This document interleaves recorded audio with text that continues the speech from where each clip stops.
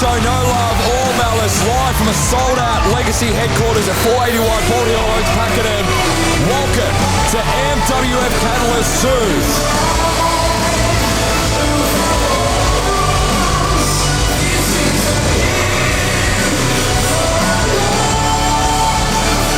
We now hand it to Blair Willow for the opening introduction. I'm just going to get straight into it because you're all here from some wrestling. I can tell you're chomping at the bit. Our opening match is a singles match scheduled for one fall. Introducing first. Michael Thompson is my name, Chuck. Malice is with us, and Cash Garrett, first and foremost. Chucky boy, it's good to be with you tonight. It's great to be here with you boys here tonight. It is going to be a rowdy one. The crowd is hot and they are loud.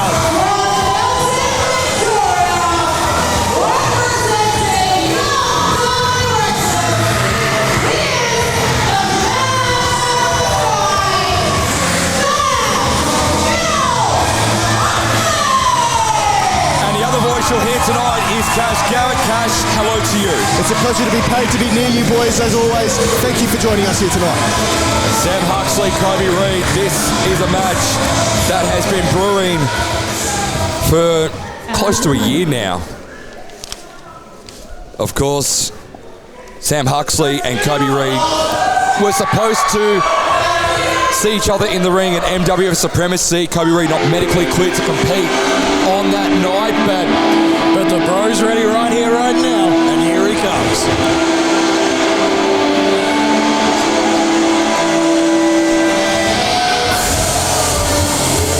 Oh my goodness. Look at that attire.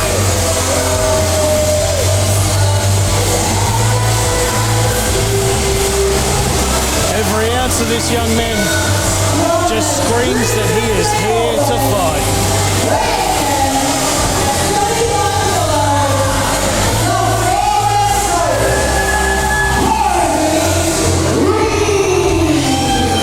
And it's a bit of a different demeanor because the last time we saw Kobe Reed inside the Malice Arena, Cash, you and I called at one. He was upset by the debuting Nick Taggart. You know, it's a very, very hard fall to lose to a homeless person you find out the front of the street. So, Kobe Reed, he's going to be looking for a bit more of an accomplished effort here tonight. And has he taken a trip or something, Tomo? Because he's wearing some really unusual attire for Reed TV. He was dubbed the Young Goat. He's now been known as the Fallen Goat. And Jock, you know Kobe probably a little bit better than both you and I. Both me and Cash combined. You've seen this kid grow up into the man he's become now. 22 years of age. He's just got the world in his palms. But it's just a matter, though, of... I'll get you to ring the bell shortly as well. But look, he may only be 22 years old, but he's got a lifetime's worth of knowledge inside those ring ropes. He's been everywhere. He's been to Japan twice, and he brought a lot of that, what he learnt over there, home with him. Sam Huxley, though, he's a young, hungry competitor, one of the hungriest young men to compete that I've seen in the last few years. This is going to be a well-balanced match. I want to see where Kobe goes with this. And we saw Kobe's demeanour change the moment. Ring the bell. As we're underway here tonight. I was going to say, Cash, with Kobe, we saw his demeanour change when he lost to Nick Taggart in that match, and it just looked like a guy who spiraled after that match because he was not expecting to lose to a debuting Nick Taggart here. Yeah, interesting to see how Reid reacts. Definitely not one he would have wanted in the books, losing to a homeless person. So trying to bounce back from that is something I'm interested to see here from Kobe Reid. How does he accomplish a win over someone who's named after a confectionery like you, Chock? How is he going to accomplish that? He's a high flyer. How does that balance into things? You see, Kobe's a high flyer. Sam Huxley, he also does a lot of high-flying work. You see, Kobe's learned a lot of things and a lot of tactics. Like, he can go to the ground. He can work here hard on the canvas. A good solid lock-up now and a push-off. Kobe being the bigger man in the ring tonight, which is a rarity. Sam Huxley being told to cross the line. Slap there by Kobe, and likewise to Sam Huxley. Now with the old collar and elbow tie up in the middle of the ring. And fun fact for you guys too, the first main show of Catalyst last year, Kobe Reid was in that match in a winning effort against Nova Nichols. So Kobe Reid, for the second straight year, opening MWF Catalyst. Let's see if he can continue some luck. What I will say about Kobe Reid is his ring awareness. He knows how to use the ring as a weapon. That's what makes him such a great competitor. We saw just before, using the ropes to get that leverage, Tomo. So I'm really excited to see that at play here tonight. Both men not akin to high flying. They love their high flying, death defying. And it's Kobe now going to just do a bit of submission holding in the middle of the ring to start things off here against Sam Huxley. Kobe being the ring veteran here, now trying to work down and whittle down the young competitor in Sam Huxley. They said Huxley and Reid were supposed to compete against each other at MWF Supremacy last November. However, Reid was not medically cleared to compete on that night. And well, for Sam Huxley, he got the win, but he took on James Sly Silver in a winning effort as the replacement for Kobe Reid. Shoulder takedown there by Kobe Reid to start things off against Sam Huxley. I'm glad to see Reid taking it in stride, that loss against Nick Taggart. His aggression has not stopped, and that's what's going to help him win this match tonight, is that aggression and that wanting to win. If anything, I think it's lit a bigger fire. We say that, and he just misses that easy drop kick. What is going on? Huxley off the ropes, going for a nice hug of the run to start things off. And it's going to almost see Kobe Reid retreat to the outside, but it decides to sit on the apron instead. Huxley going to go for it, a 619, and Reid read that nicely. He did. However, Huxley likes to fly, springboard downwards off the top rope there by Sam Huxley. Kobe Reid now trying to climb it back to his feet. Oh, Sam with the cut-off, with the hard cut-off. Eat boot, high in fibre. Looks like he's lining up for something big here. Undefeated in a Malice ring is Sam Skittles Huxley, and that's why his agility, his movement around the ring is just so high and so fast, it's hard for someone to keep up. Huxley, middle rope there, nice cross body. Quick cover here from Huxley. This could be it here for Kobe Reid, and it's only 2 counts.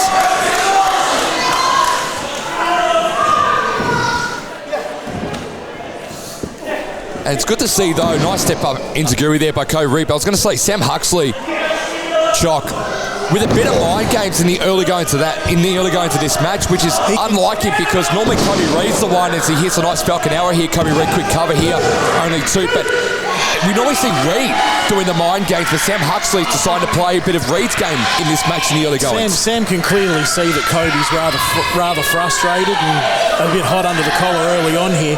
And if Sam Huxley is any sort of smart, he'll continue to use that short temper to his advantage by playing some mind games of his own, quick in and outs, just things to get chops are on the menu. Now indeed, first chop was good there from Kobe Reid to Huxley, and Huxley now got 2 of his own back on Kobe. Nice uppercut there by Kobe. Sam Huxley's now slumped in the bottom turnbuckle. Oh, wow. Baseball slide drop kick straight into the bottom turnbuckle there by Kobe Reid to Sam Huxley. Quick cover here by the fallen goat. And it's still only 2 counts. Possibly a little overconfident pin there. Don't don't write off Kobe Reed's use of unorthodox tactics. We've seen it in the past, and like my dad always says, in case you don't win, punch him in the gonads. In conclusion, do anything you can to win, and that's what Kobe Reed, I'm expecting to see him tonight. Look, if we can see a good kick to the uprights for the win, I'm all about it. Nothing makes my day brighter than seeing another man get kicked in the plums. I like this guy, Tomo. I'm going to be a long night with you two here, that's for sure. Huxley with the attempt at the fisherman. Oh, wow. Cuts him off with a Russian leg sweep. Up.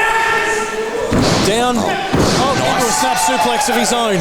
With a bit of a bridge here by Huxley, and a double kick out by both men. Both men had their shoulders down there, and you don't want to do that, especially in this one. AJ Simo in the right place at the right time for this opening contest here at MWF Catalyst. Still plenty on the menu tonight, including round 1 of the Malice Tag Team Classic. And of course, the boys now with an exchange of kicks of their own. Oh, Kris Law going kick to off the ropes, all wacky line. Nice close on there by Kobe Reed, both men set in the ring. So we're in for a big night here, boys. So we're looking forward to what's going to be an entertaining night of action. Both boys now looking a little bit spent. They've really gone hard here early on. AJ Simo starts his count at 3. This is what's going to test these boys now. It's their endurance, it's their willingness to win here. Both of them need to get up and start fighting. It's a long-term game at this point. Come on, bitch. Oh, love that. Love that from Kobe Reed. Bit of a call out. Shots are being exchanged. Not mincing words, that's for sure, by Kobe Reed. Oh. Hey. Nope. Oh, into a flipper punch. You love to see it. Back with a flipper punch of his own. And you kind of think who's going to try and get the best of the exchange here between both men. Nice elbow there from Sam Huxley on Kobe Reed. And Reed. Kobe with a European back on his own. Yep. A lot happening in this match, and the exchanges have been at a bit of a stalemate. Nice spinning DDT there by Sam Huxley. Quick cover. This could be it here for Kobe Reed. Kobe kicks out 2. For a minute there, it was like a human Newton's cradle, back and forth, but Sam Skittle Huxley, the high flyer that he is, loves to use his legs for good. Speaking of high flying, that's where Huxley's going to go now, to the high root district. And this is very commonplace here for Skittles. Oh, landed on his feet though. Read that nicely. Shotgun drop kick to the corner. Didn't expect that though from Kobe Reed, did he, Chock? No. As Cash said, Kobe's good at using that ring to an advantage, and he's used it right there. You get bounced into those turnbuckles hard enough, it's like getting hit in the back of the head with a brick. Reed, top of the rope here. Trying to go for 415. Huxley moves out of the way. Quick hurricane runner there by Skittles. Now he's going to go again. Top rope to the moonsault, and he lands it. Quick cover, maybe no. Oh, seems like he's taken a bit of damage there on his own from that big moonsault. Took a bit out of, as you said, the shot. Took a bit more out of Skittles than what he was probably expecting from that moonsault. Kobe Reed smartly just using the ring, escaping the ring. That is smart stuff from Kobe Reed. Use that 10 count to his advantage.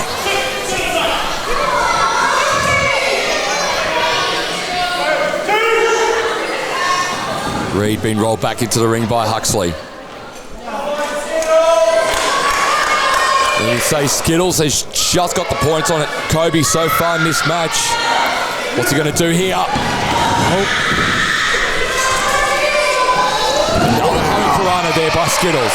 I've lost count of how many humming piranhas he's done into a sling braid there. And a leg lariat. It's quick, a smart there from Huxley. Quick cover on Kobe. Kobe gets that again at 2.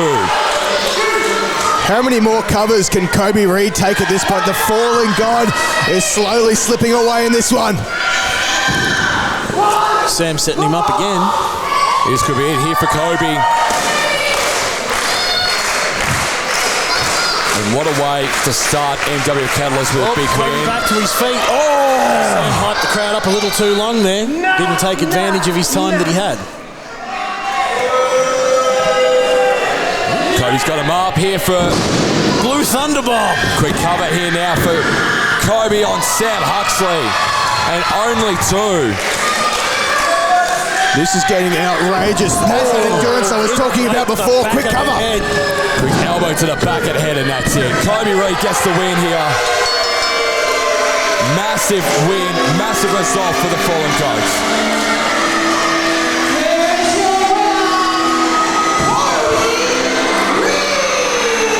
And Kobe Reed's opening matches at MWF Catalyst, he is now undefeated 2-0.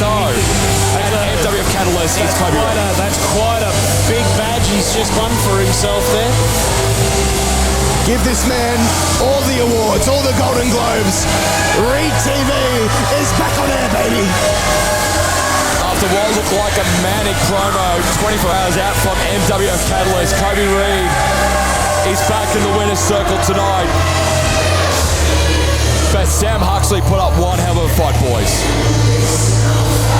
Sam Skills Huxley, now 4-1 all-time in the ring. That is a big scalp for the Fallen God. Wait, what's happening here? No, don't do it! No! A show of respect to both men. What is this? This isn't the Kobe Reed I know. Which is good to see. No, it's not. Much to your chagrin, Cash. It's loser talk. Coming up next here at MWF Catalyst, it's a big match. It is Broderick Valentine versus Matt Farrow. Matt Farrow has had a great start to his time inside the Malice Arena. Of course, Broderick Valentine got a big win in the main event against Ryan Zero at the last Onslaught. Those two combustible elements are about to go to war next year at MWF Catalyst 2.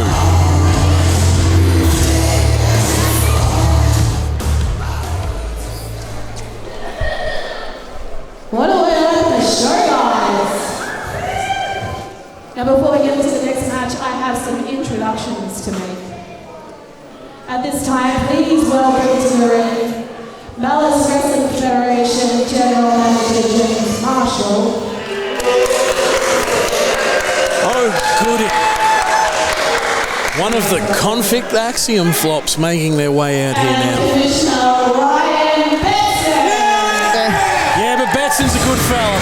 The man who signs my paychecks. Betson's a good bloke. He gives me beer money and I'm all for it. James Marshall doesn't sign my paychecks. Ryan Betson signs my paychecks. Well, that must be nice because Marshall signs all my paychecks, and let me tell you, quadruple what you're making, gentlemen. I love this bloke. I do love the fact that we're getting Betson's music and not Conflict Axiom music here, Chucky boys. Yeah, look, I'm a little bit sick of Conflict Axiom, their nonsense and their music. How can you be sick of greatness, gentlemen? Because their entrance music sounds like somebody's got splintered wood in their eye. I can't believe you just said that. Oh, that's good from you. That's very good from you, Chucky. Betson and Marshall. We'll get to our next singles match very, very shortly, but of course these two would be very happy to know that Legacy HQ is sold out tonight. Yes, a very, very full house today. Very, very hyped to see it. You love to see it. We had a full house last year. We got a full house here tonight. We do indeed. We're going to hear now from the boys. Man, it is insane. It's insane to think that we have been doing this for 12 whole months. What? I still remember the day I sat down, the team and I, we put that first show together. We were so proud of what we built. But 12 months later, I can't even put into words how proud we are of what Malice has become. It's remarkable. But before we get into a little bit of like look back, touch upon some things, there are some thanks we need to give out. The biggest thanks that we can give is to each and every one of you that is sitting here in this room. Those of you that bought a ticket, you bought a shirt, you sat in the seat, you yelled into your voice, thank you so much. But of course, you also have to thank the incredible folks at home. We know you now, we see you, liking our comments on our social media page, or watching those awesome videos we put together. It is incredible. But some of the incredible things that we've been able to achieve in this 12 months is, I can't put words into it. We saw the return of Tom Barrett out of nowhere. That was awesome. We've allowed opportunities for some great new up-and-coming talent. At the top of my head, I'm thinking Big Hoss.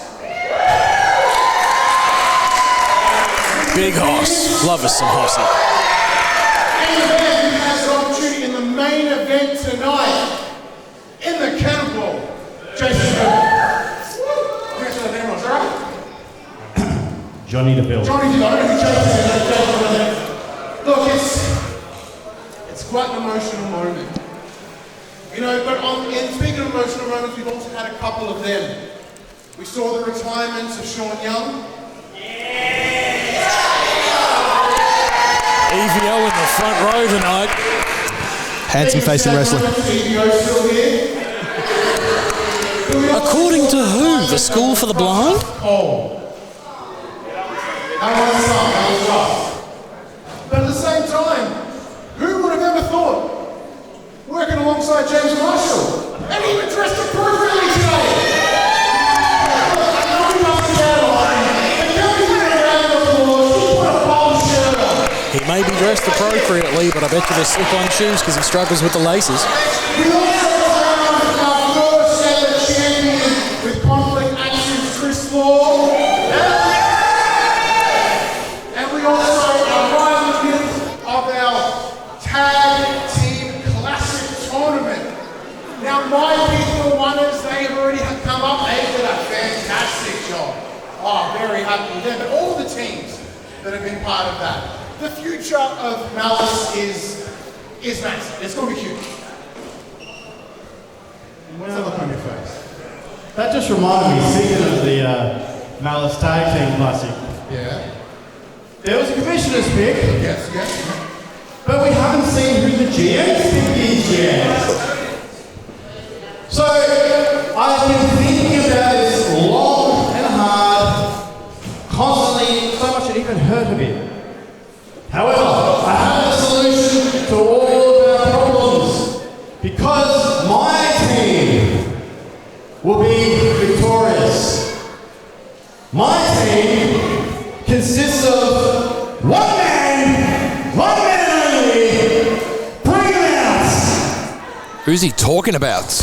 No idea. I'm pretty sure he doesn't even know. Oh, No. what genius from the general manager. What intelligence on display to bring this man into the ring, to bring this man into the Tag Team Classic. This is kind of young.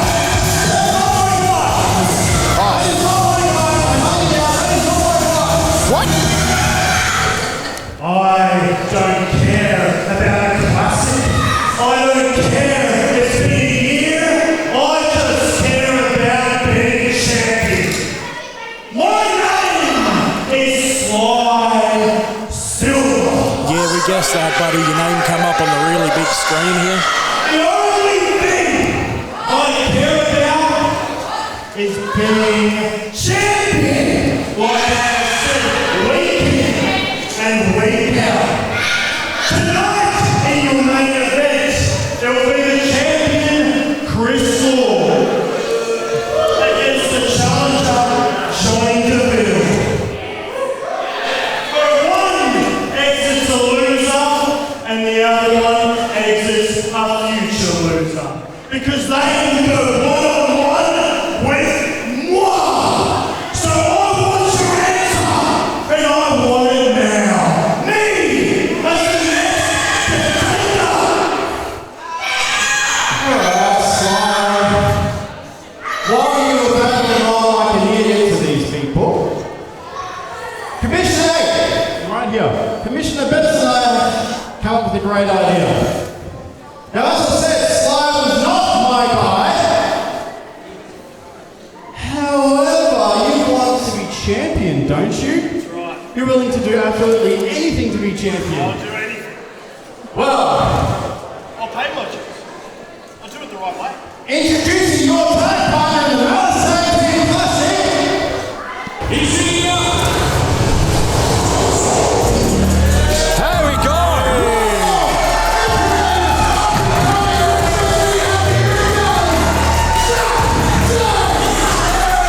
What? I like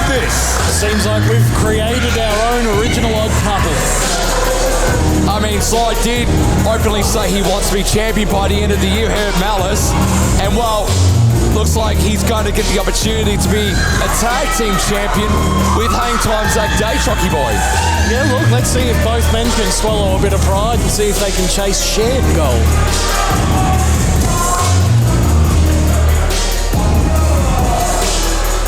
I can't believe this. To even think that the most trustworthy face in wrestling, Sly Silver, would even deal with a kid like Zach Day, preposterous. Look, I've got a feel for Zach Day. This is the equivalent of wanting a new bike for Christmas and getting a pair of socks. It's like wanting a Lamborghini and then getting, I don't know, the best car in the world or something. Sly Silver is the best in wrestling. You think he wanted Sly Silver? Entering into the Malice Tag Classic is Sly Silver and Zach Day. I did not see that coming. It's going to be very interesting. But let's move on, after all that, to our next match. Our next match is a singles match scheduled for one fall. Introducing first.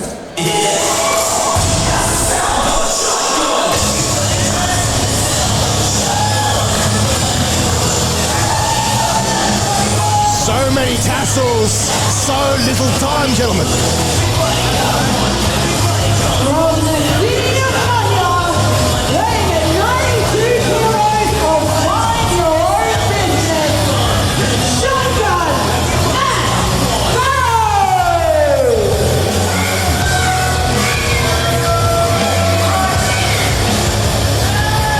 He's already making a lot of headwinds in the Malice Arena, boys. Absolutely is. He's one of the top competitors, and his ego leaves him bounds, ladies and gentlemen. That is his secret weapon. The Shotgun has ego and needs to start firing buckshots to win this one. But Matt Farrow's going to be dealing with someone different than he's used to in the middle of the squared circle in moments' time. He's impressive, he's good, but can he hang with someone like Brods? Well, that is a big question. And golly, do I love this man's entrance music. Golly heck, who doesn't love the darkness? Flames 5, Corsi's wife, Natasha Valentine. The Valentines are inside the Malice Arena.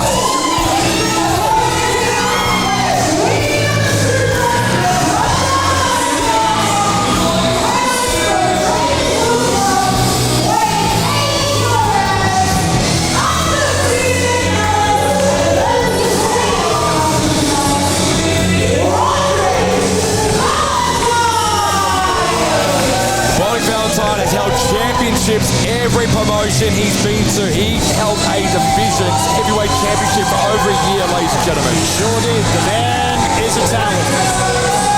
And as I mentioned earlier in the night, the last time we saw Bobby Valentine inside the Malice Arena, he beat EBO. Unjustly. Cheated, lied. Rode a lot of momentum he did that night, Bobby Valentine beating EBO. Absolute screw job, that match. And as I said, Matt Farrell's going to have his hands full because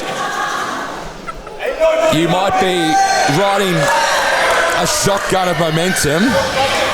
It sure is. However, you've got someone like Broderick Valentine who you probably never faced before in the middle of the ring in a one-on-one environment. So Shotgun here, crotch chopping our crowd. we just need to see how Matt Farrow goes against someone like Broderick Valentine.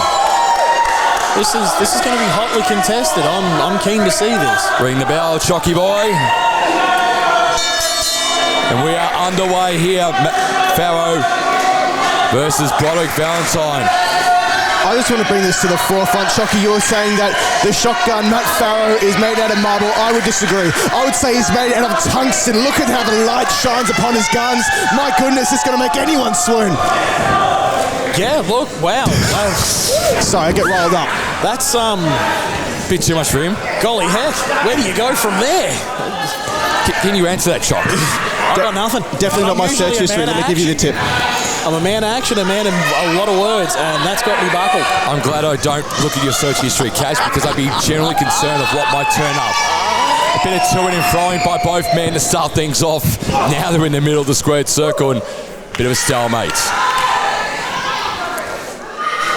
You got to keep in mind what's at stake for Broderick Valentine. He wants that championship shot, which, you know, the intelligence of Jay Marshall wants him tested even more. So this is what he wants. This is what's at stake for Broderick Valentine. Well, Brod said openly that he thinks that James Marshall is putting hurdles up for him to stop challenging for the MWF Championship, because James Marshall is trying to stop him from getting to Kris Law, from getting to Conflict Axiom. Yeah.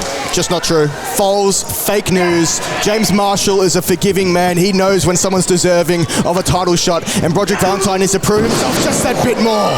Speaking of improvements, James Marshall's a kind and forgiving man. He's got more moves than a tin of worms, that bloke. Doesn't he ever? Boys here now in another tussle. Two stallions in a tug of war here into a headlock takedown. And Chock, you've been in the ring so many times. What's the best way to try and ground your opponent in the early going to this one when you're tussling with them with a collar of an elbow or even a headlock like what Broderick Valentine's doing with Matt Farrow right now? How do you try and tame your opponent? I personally, if I was to have been matched strength for strength like this, I would. I'd say I'd probably get a little bit underhanded and probably take him out at a vertical base. You know, work a knee, work a leg, kick him in the shins, hurt an ankle. Yep. Because your opponent can't fight if he physically can't stand up. Valentine on top in the early goings of shotgun. Matt Farrow. Nice. Shotgun drop kick to the shotgun. No pun intended there. Valentine quick cover. Only a 1 count. Never had a doubt. Never had a doubt that the shotgun would kick out of that one. He's just too quick. He's too smart. He's too enduring. Broderick's calling for something now. Is it the brainbuster? It sure is. He wants to end this early. Does Brods. Matt Farrow had other plans. Matt Farrow sends him to the floor. Unlucky. Again, never had a doubt. Matt Farrow, his ring IQ is on point. This is what makes him such a competitor. Valentine back to the apron. Got the knee to the sternum of a shotgun Matt Farrow. And turned inside out there with a neck breaker there by shotgun Matt Farrow into a quick cover on Broderick Valentine. This could be only 2. Shoulder up at 2, but how long can he keep kicking out for? That's very true. You know, I've also never really understood why blokes wear camouflage in urban settings, because I feel it has the opposite effect. You wear camouflage out in the bush and nobody can see you. You wear it in the middle of that ring and everybody's like, there's a bloke there. That's very true. Fortunately, we're not out bush in this side of town.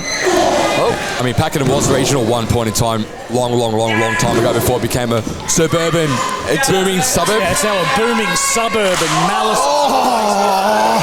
Chops are on the menu, boys. They are indeed. $4.99 a kilo. Brod's got them on special. Hang on to it. You want to talk about bush tucker, Chock? There you go. Yeah, Mace. Oh, and another one. Oh, my God. That second one was a bit yucky. And Matt Farrow's filling all of the chops right now by Broderick Valentine. Oh, I can't believe I'm seeing the shotgun get shotgunned. Our bloodthirsty crowd asking for yet one more. Here he goes. Matt Farrow gets out of dodge. What's Farrow going to do here?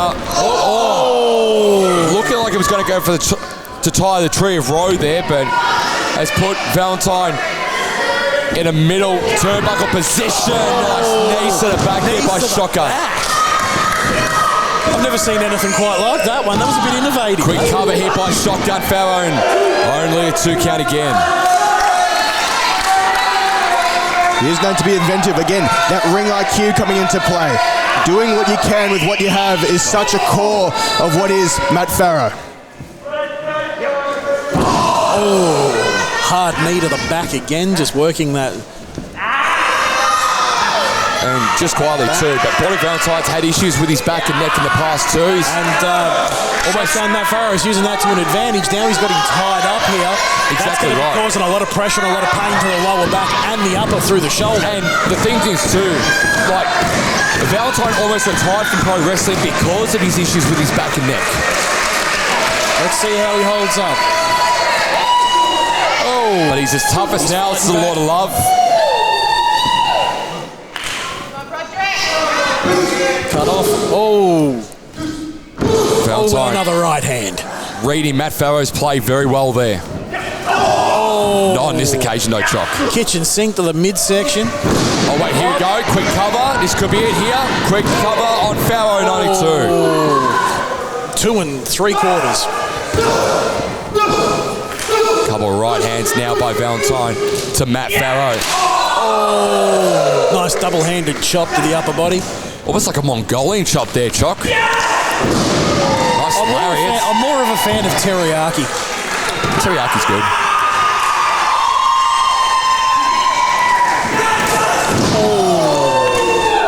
Clotheslines here by Valentine on Matt Farrow. Goes underneath. Step through. Might be going for swinging neck breaker. No. Matt Farrow's got him into a quick cover here. This could be it here. No, only one. Such technical prowess there from Matt Farrow, the shotgun. I'm surprised we haven't seen that more often. Here we go. Might be going for a swinging neck breaker. He does. That's a honky-tonk man, shake, rattle, and roll style neck breaker. I dig it. Quick cover here by Broderick Valentine on Matt Farrow. And Farrow kicks out at 2. Just. Oh, that was a bit too close for comfort. I need to see some more vigor there from Matt Farrow. Broderick Valentine frustrated. Now he's calling for the brain buster. He wants to end this one and put Matt Farrow out to similar to El Yeller. Not on this occasion, though. Oh, nice German. Speaking of shotgun German there by Valentine. Now they're running there. V-trigger knee. And this is where Valentine's at his most dangerous. Shotgun is in a lot of trouble here. Brainbuster attempt here by Valentine. Oh, up and over. Ooh. Cuts him off with a European uppercut. He was never going to let that happen. Oh, runs back with a boot. Kick to the face. Valentine got to try and go for the V-trigger again. That was cut off there by shotgun Matt Farrow. Big line. This could be it here now. Powerbomb. Oh, sit out powerbomb. Powerbomb. Quick cover here. This could be it here for Broderick Valentine. He kicks out. But Farrow stays on him. Goes straight to the top rope. This Matt Farrow going to go for a moonsault. Picture perfect by Matt Farrow. This could be it here for Valentine. He doesn't get the job done, no. You've got to be kidding. Broderick Valentine, he may not have gold currently, but he's definitely got a champion spirit. He just will not stay down. And there's a bit of vigour on Broderick Valentine because, you know, he wants to win this match shocky for one reason, because if he gets this win, then it propels him up the ladder to potentially have an MWF Championship opportunity in the future. I don't know what else the shotgun can do at this point. Well, apparently he's got one more thing up his very non-existent sleeves. Uh-oh.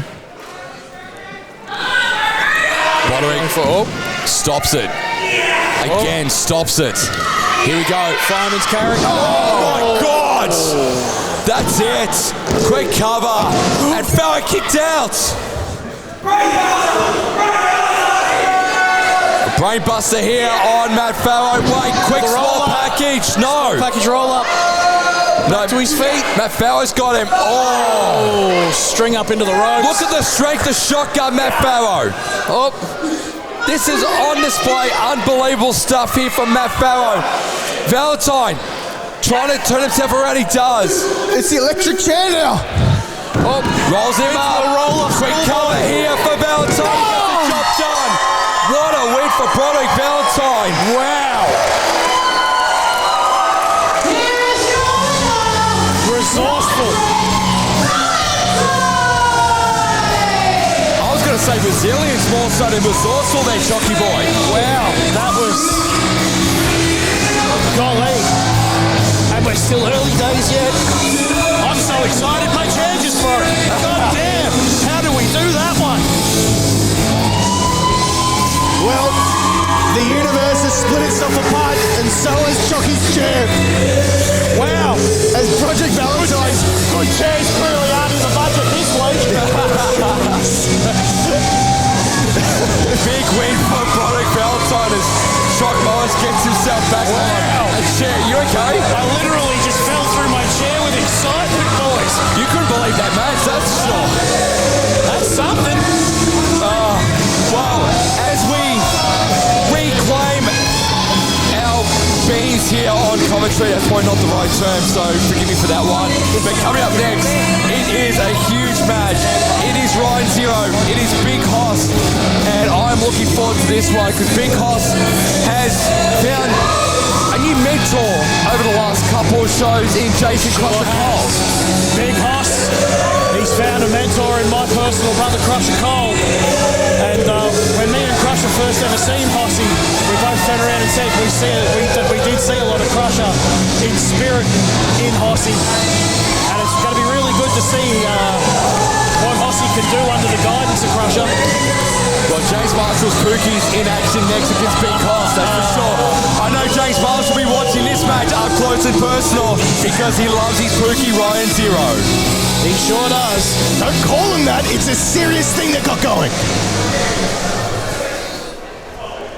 I don't know what he's booing for. I didn't beat you last show. What are you booing for? Okay. Our next match is a singles match scheduled for one fall. Introducing first. Big test here for Ryan Zero against someone like Big Hoss. And, well, And here he comes now. can we say New Zealand's finest export? Or is that going too far? Finest export. Or is that too far? I would compare him to the top quality New Zealand Wagyu. That is some prime Kiwi rib right there. He's got a chair.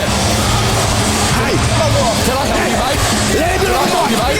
Someone sensible on the mic for once. I've always said this. We need some goddamn Zero on the mic. Thank you. Thank you. Ryan Zero very abruptly joining us here on comms.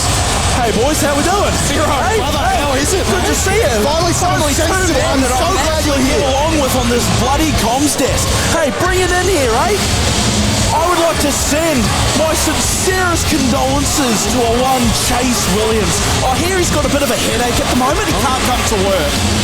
Hey, sorry mate, my hand slipped. Get well soon, bud. Thoughts and prayers, Big Rig.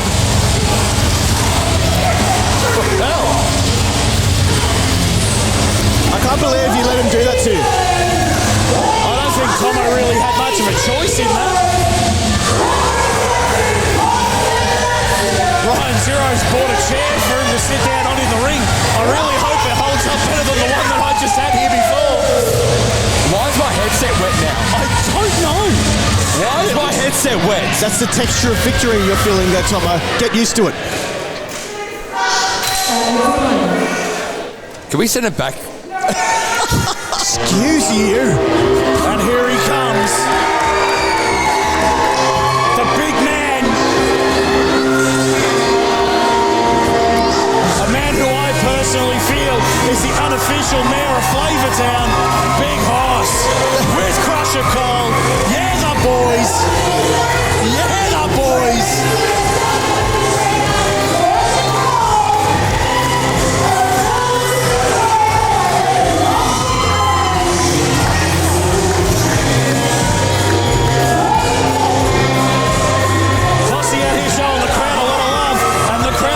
Loving him back.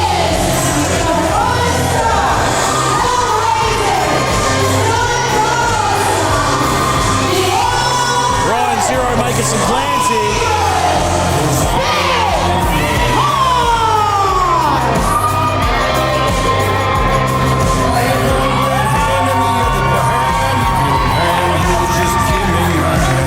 So at last rides, Jason Crusher Cole announced his retirement from pro wrestling, which was the saddest thing of 2026. But the one thing I really enjoyed though was it was almost like the passing with the torch moment when Big Hoss came out and Jason Crusher Cole looked at him. It was almost like that instantly of like Crusher's like, I think Big Boy Wrestling is in very good hands with Big Hoss Chucky. Very much so. Hossy's got some big shoes to fill, but so far he's been filling them out quite Texas swagger.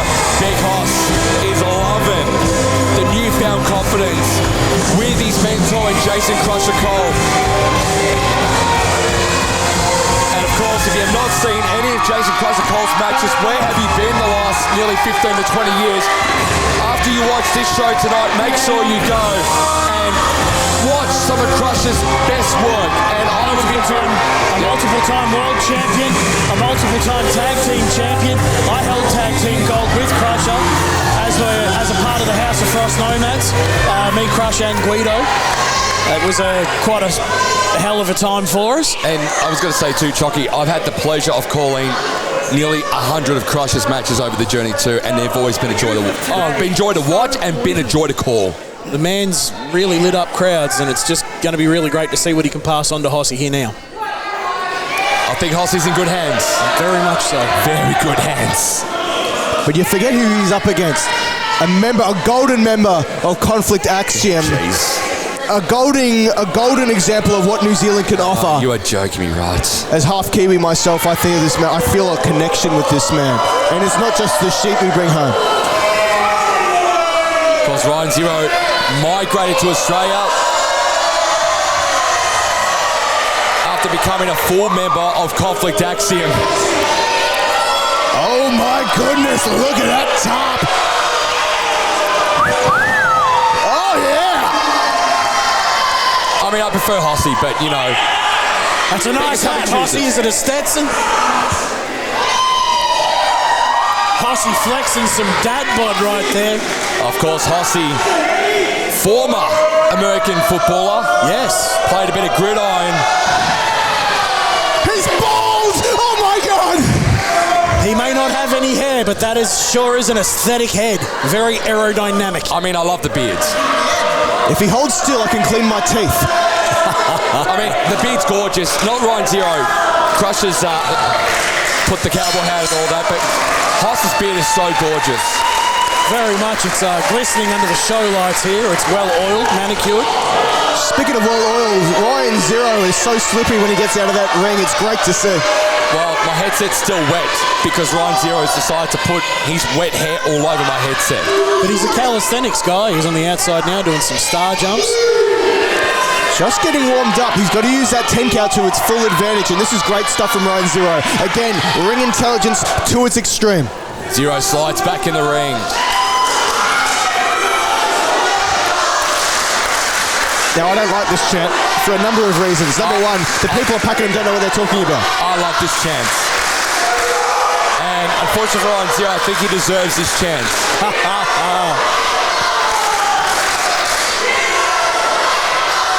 Well, they're really getting behind this one.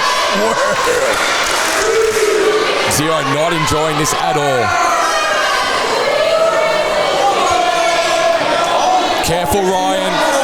Don't mess with Crusher. You have no problem with me, but you touch my brother and I will make sure I find you. Well, unfortunately, Crusher's retired. However, Chocky Boy, you're not. No, I'm just laying in wait. Exactly. And I know that you are watching Ryan Zero like a hawk. Very much so. If he touches Crusher, it might be a two-man booth for the rest of the night. Very much. Nice takedown there by Big Hoss. Hossy, one of the more agile big men in the game today. Absolutely. These gator roll headlocks here that he's got on are rather innovative. What I don't understand is how he's allowed to wrestle in snakeskin. Surely it's like some sort of import disruption or something. Surely Marshall needs to tax on those. There's nothing wrong with those boots, brother. There's too much flair, there's too much agility, and there's too many tassels. Something's not right. You're not a fan of tassels? They're just too much. I own a sensible ring. I want a sensible ring, and they disgrace the integrity of the ring. I don't know. I think it's a bit of a throwback to Kevin Nash and his Big Daddy Diesel there. Yeah, absolutely. I mean, Randy Savage was also a man of tassels. Many tassels. Love these tassels. Oh, we've got some hockey fight. Yep. Hockey fight. This is my area of expertise. Back elbow there from Ryan Zero, and Big Hoss in trouble. Oh! Yes, sir! Chops chops are on the menu. Again, being Ryan Zero, I'm sure they'll land. That's probably the loudest chop I've heard tonight. God damn, that was rough. I was going to say the entire suburb of Officer heard that. I'm concerned. Wow. Oh, and again, what is Hossie? Are we money? Jeez. Hossie's in a bit of trouble here in the early going to this one. What else would you expect from Ryan Zero? He is a pinnacle of New Zealand. He is top of his class.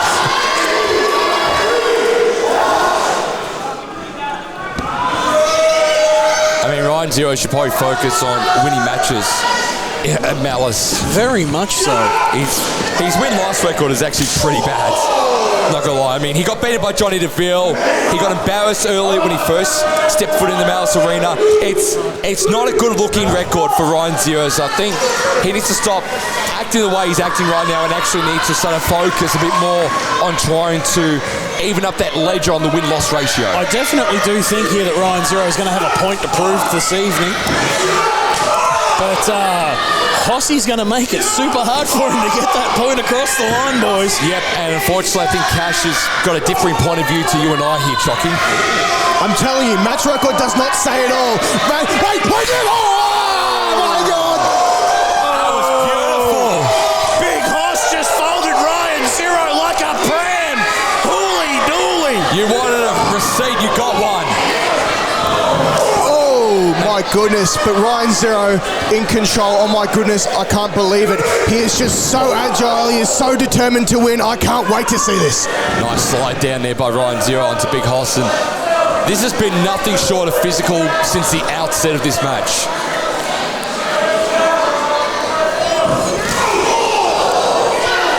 And that's going to hurt. Hossie's now reeling, pretty sure he's got some fillings in the front row of the crowd from his teeth because Ryan Zero's just smacked them clean out of his head. Crusher going to the aid of Hossie just to see if he's okay. Yeah, Crush doing the good brother thing, checking in on the big rig. Coaching Big Hoss here. Just because you're laying down doesn't mean you're out. Point of the elbow right into the back repeatedly. Zero. Eyeing off now, Big Hoss. This is going to be back to worse now for Big Hoss than it was. Nice upper knee there by James Marshall's Pookie. Excuse me? I don't like you using that term. It's demeaning. It's demeaning to the integrity of Conflict Axiom. Are you sure about that? Hey, it's nothing derogatory. Love is love. Quick cover, and Ryan Zero still can't keep Big Hoss down. In 2026, we listen and we don't judge, brother. Unfortunately, from where Cash is, born and bred around, you have to be judgmental. Mm-hmm. But when you're as rich as I am, you can't help it. 20 Porsches, Tomo. The list goes on. How can you not be judgmental? Unfortunately. Nice elbows there by Big Hoss to Ryan Zero.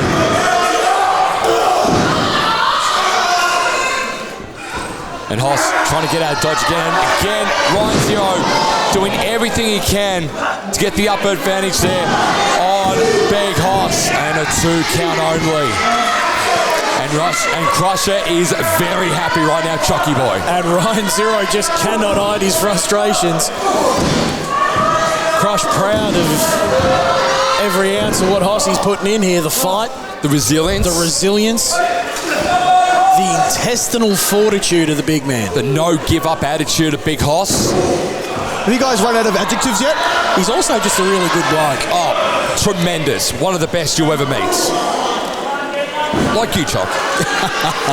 I mean, you're okay, Cash. Sometimes. Zero.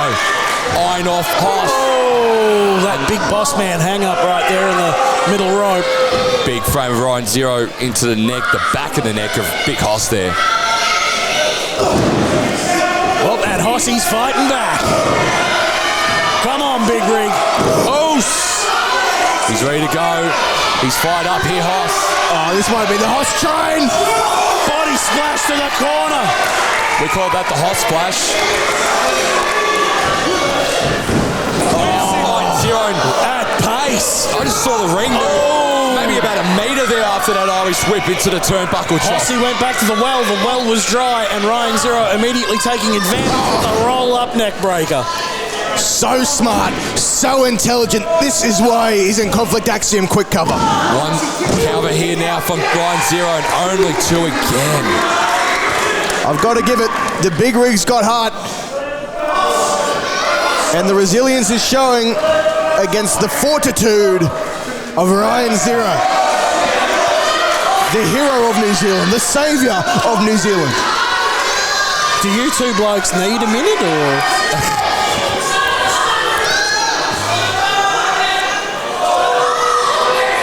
Zero up to the top rope. And nobody was home. Landed hard on his knee there.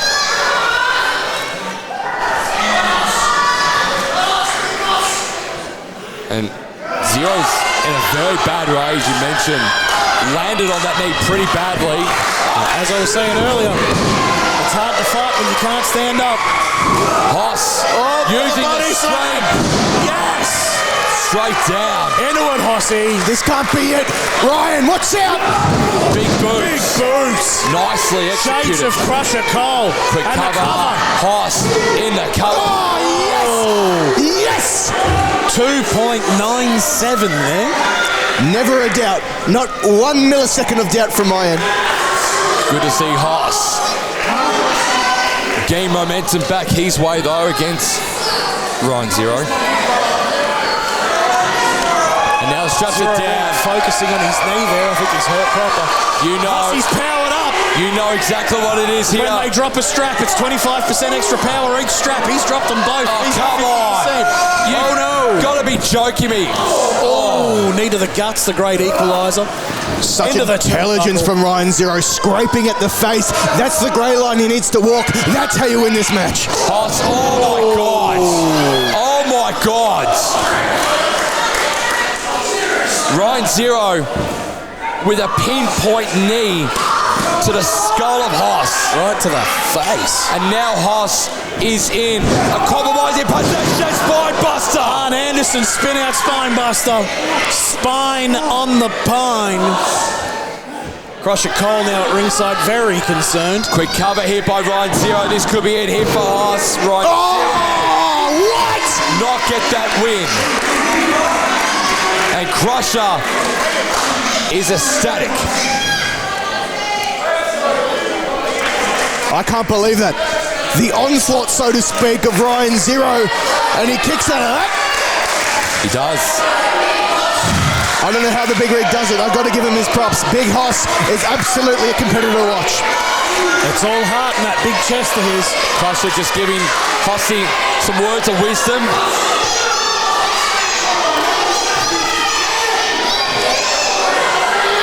Wait. Hey, he's got a part of the match. Put his top back on. Wait, Crusher. Hey. The chair. Crusher. Let him touch it, no. Doing the right thing. Ref. Doing the right thing. No, he had to win right there. God damn it, he took it away. Doing the right thing. That is the wrong thing.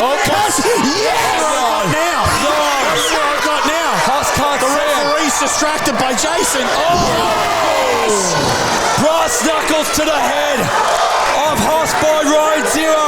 Yes. Into a cover. Yes. No. Yes. Not like this, damn it. Yes. Intelligence. Unorthodox tactics wins tonight. That was blatant cheesing.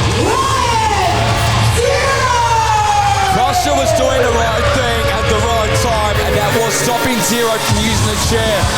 But what the referees didn't say, did not see, was that Ryan Zero had an equaliser in brass knuckles, and it cost Crusher and Hoss this match, Shocky.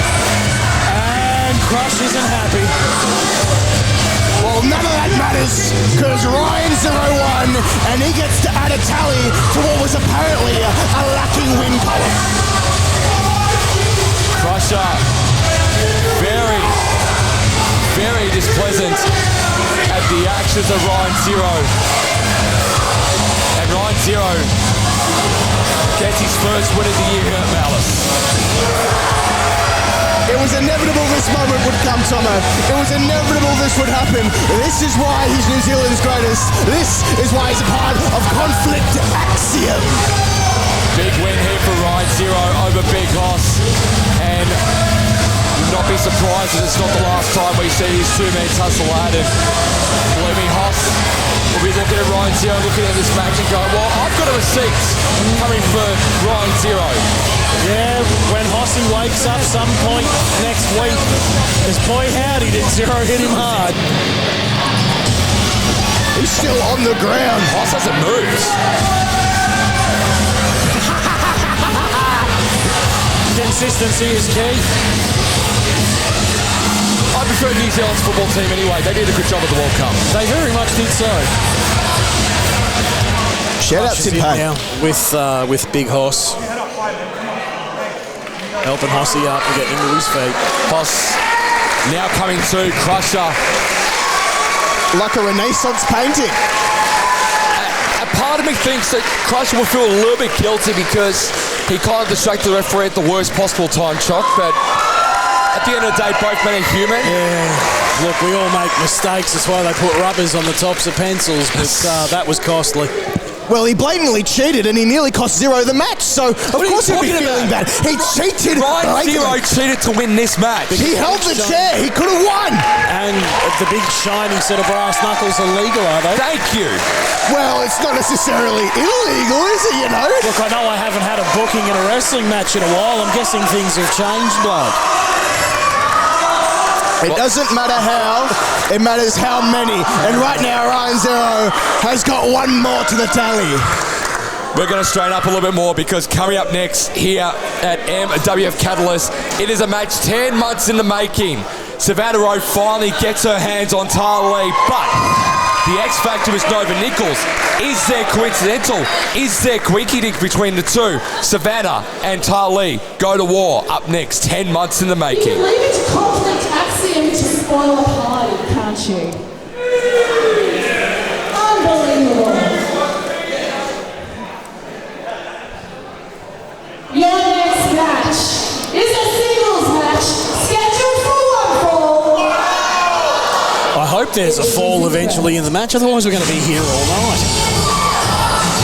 She made a surprise return to the Malice Arena after being off the plane from Japan 2 hours and shocking Savannah Rowe and Nova Nichols at last rites.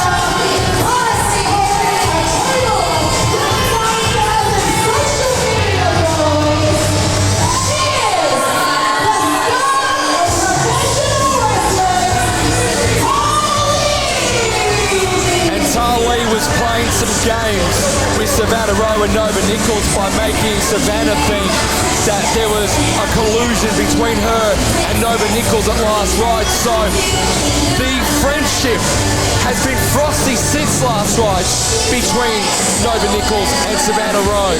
They haven't spoken in months since last rites because Savannah doesn't know if she can trust Nova Nichols right now. Yeah, the tension's so thick you can cut it with a knife.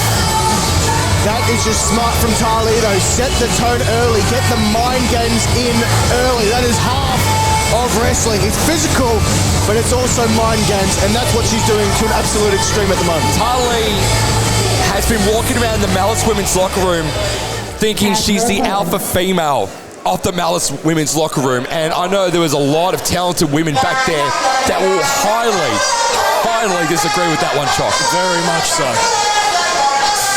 Oh, it's this nutcase.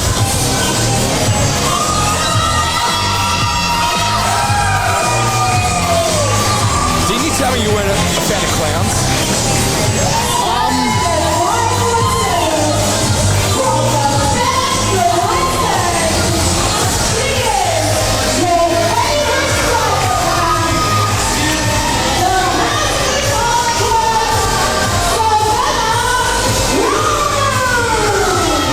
Tomo, what scares me about this particular clown is most clowns are dumb. They're funny, they're silly. This lady is so extremely intelligent, it comes all the way around the other way. She scares the death out of me. She has an IQ bigger than me, Tomo, and that's very hard to find. I love Savannah Rowe. Always have, always will. I've been very close friends with Savannah Rowe for a couple of years now, and I'm looking forward to seeing her teach Tarlee a bit of a lesson tonight here at MWF Catalyst II. there's anyone that might be able to finally humble Tarlee in the middle of the squared circle here at Malice, Chocky boy, it's definitely someone like Savannah Rowe, the has-been Harlequin. Let the mind games begin, Tarlee. How do you get in the head of someone who's lost all their marbles, Tomo? It's really hard to do. Are they lost or just misplaced? They've got to be here somewhere. More misplaced, I think, than lost. I mean, you've been a bit harsh, Cash, on Savannah Rowe. Are you kidding? Look at that face paint. It haunts me in my sleep. She's unpredictable. She's a nut job. Aren't we all? Aren't we all? Very much so. We're all a little crazy in this game. Being normal is weird. If you're normal, then you're just a weird human being. I mean, Tarlee's normal. She's weird. You're normal. You're weird. I'm not normal. I have an IQ above 200. How is that normal? Look, it's always something like what my grandmother said. Life's too short to be serious. That's why you'll find 9 times out of 10 I'm being some sort of a dickhead. I think I like your grandma. Shout out Chocky's grandmother. Tarlee just saying to Savannah Rowe, I'm not ready. Well, if she's not ready, she's not ready, Tomo. Why force things onto herself? Let her be prepared. The bell's rung, so Tarlee needs to be ready. Please, it's about spacing in the ring, getting a breather and making sure everything's in the right place before we proceed. She's been really asserting herself as the alpha female of the women's locker room as of late, Tarlee. She thinks that it's her and in broad daylight when it comes to the best women in Malice. That's what apparently is being said. I've tried to ask Tarlee this. Tarlee's been very vocal about how she is the best that we have, and the best that there's ever going to be. And I tried to get these confirmation words from her, and she ignored me. Hey, get off there! Wait a minute, ref, surely do something about that. She just charged out of nowhere, Tomo. Tarlee deserved it. No, she didn't. She didn't do anything yet. She was just stretching. Stretching? What are you watching? The ring, apparently. I don't know what you're watching, mate. Savannah Rowe's been waiting for this moment for 10 months to get her hands on Tarlee. Oh my goodness! You do not want to slap Savannah Rowe like that, Tarlee. A receipt is going to come her way, which it is. Look at Savannah Rowe getting straight into it with Tarlee. And Tarlee's been humbled to the outside. Tarlee on the floor now trying to find her feet. You don't mess with a has-been Harlequin. You do not mess with Savannah Rowe. You slap her like that. A lot of receipts are coming your way, and Tarlee's finding that out firsthand. I'm at a loss for words about how hard Tarlee just got hit by the Savannah Rows of the world. Oh my goodness! Crossbody by Savannah Rowe. A gorgeous crossbody. Let's see a replay on that one by Savannah Rowe. That was a gorgeous crossbody. Golly head. Well, actually, gorgeous replay, gorgeous crossbody. It's gorgeous to watch in general again.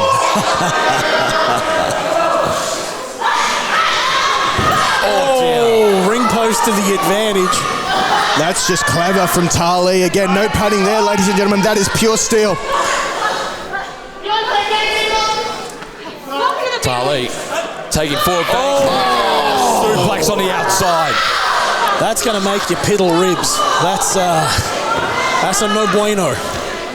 No mas. And Tarlee trying to come to. The question is, though, how much did it take out of Tarlee, that suplex on the outside, more so than on Savannah Rowe? Like, because Tarlee's still trying to find her marbles. Look, taking a hard bump like that for anybody on that floor is unforgiving. Oh, Tarlee working the prone back of Savannah Rowe. Yep, and Savannah's absolutely feeling it right now. This is why Tarlee is the alpha female. This is why she's so dominant. It's a way to pick out of the opponent, patting it down from the waist down and just chop at the redwood. Tarlee taking full advantage. Here on Savannah Rowe. Now starting to, I think she's pulling the hair a little bit too, is Tarlee, so she's really getting into the mind of Savannah Rowe. hey, whatever she's got to do to win, she's doing, and it's definitely working at the moment. A straight elbow again to the midsection of Savannah Rowe by Tarlee, and now the leg scissors. Stretching and squeezing the life out of the has-been Harlequin is what Tarlee's doing right now in the middle of the ring. Leg lock firmly applied to the midsection. And that's the one thing no talk about Tarlee is that she uses quick cover here by Savannah Rowe and Tarlee. Savannah Rowe with a pin out of the leverage. But Tarlee's such a tall competitor, she can use those legs to her advantage to just squeeze the life out of her opponents. Yeah. The way she does. It's unparalleled, but it's also a very good talent to have. Tarlee now talking a little bit of smack, and Savannah Rowe with a smack in the face of her own. Couple of right hands by Tarlee to Savannah Rowe. And has-been Harlequin is in a position she doesn't want to be now. Crossface hit by Tarlee. This is what we love to see from Tarlee, not putting the foot off the gas pedal. Full aggression. That's what you're going to do to win here tonight. And Tarlee, like what we saw from Kobe Reed earlier tonight, recently just finished a tour of Japan herself and learned quite a bit over in Japan from all reports. She's definitely applying a lot of the stuff that she learned over there. Nice shoulder tackle. Time abroad. Stiff shoulder tackle to a quick cover. And that's not going to get Savannah Rowe down in the slightest.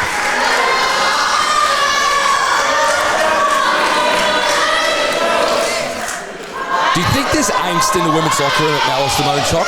From what you've experienced, being backstage with, seeing the boys and girls in the back, do you feel like there's a lot of angst because it feels like the women just don't trust each other at the moment? They very much don't, and with Tarlee now being here on the scene here at Malice, it's almost like they've let a cat amongst the pigeons, so to speak, and there's a lot of uncertainty, there's a lot of mistrust.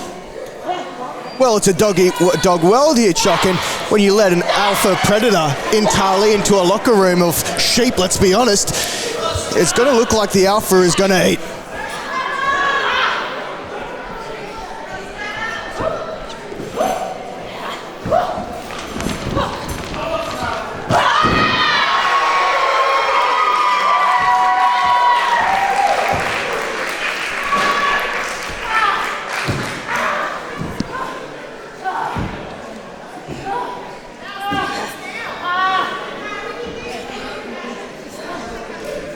Now Savannah Rowe taking full advantage. She might be going for the belly. The belly. Oh! And Tarlee said no. Oh! Dragged down by the hair. Referee AJ telling her that just isn't cricket.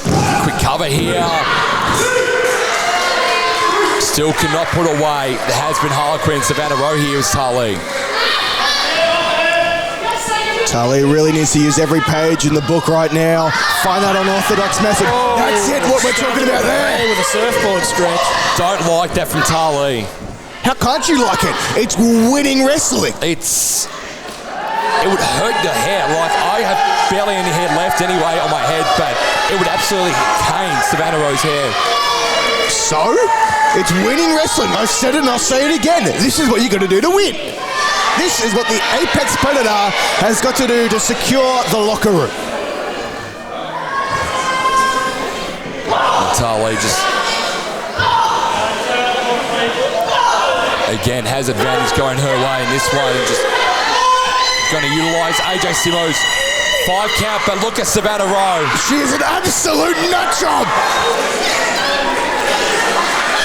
Someone look her up quick. Savannah loves it. And she enjoyed it. And now she's starting to get momentum back her way as the has-been Harlequin. And Tarlee has opened up Pandora's box quite literally. Very much. No body splash in the corner from Savannah Rowe. Headlock. Bulldog. Vintage Savannah Rowe. Quick cover here, only 2 counts. Well, she definitely opened up the insane asylum cell there. Her intelligence of Savannah Rowe on full display. I'll say it and I'll say it again. Above 200 IQ here. It's very rare you find someone smarter than me, and unfortunately, it's going to be Savannah Rowe who takes that title. The women's division at Malice is so open. It's so good to see. Oh, here we go. Savannah Rowe going to try and finish off Tarlee here. Tarlee had other plans. Ramming her shoulder into the midsection of Savannah Rowe. And Rowe almost had this match 1-1.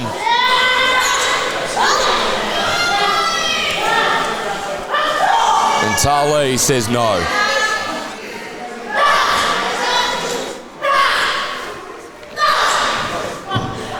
Two combustible elements in the middle of the squared circle. Oh! Representing our women's division, loud and proud. Forearms to the sternum. Oh, where are we going here? We're going straight to the top. Savannah Rowe got Tarlee up. This can't be good. Can't be good probably for both women at this stage, I'd say, Cash. Oh my goodness, what's happening here? Find out, Tarlee, find it! Savannah might be going for a superplex off the middle rope. Tarlee has other plans. Tarlee's fighting back. She is. Slips out. That's smart. Yes! Better instinct there by Tarlee. Oh, the hip attack. And it was so ferocious in the middle of the ring that turnbuckle right in front of us too, Chock. That's how intense it is between those two women. Exposed turnbuckle. Tarlee not happy. Surely that's got to be a mistake. Cash Garrett also not happy. Tarlee, the aggression she's shown, she's done everything right. She needs to secure this now.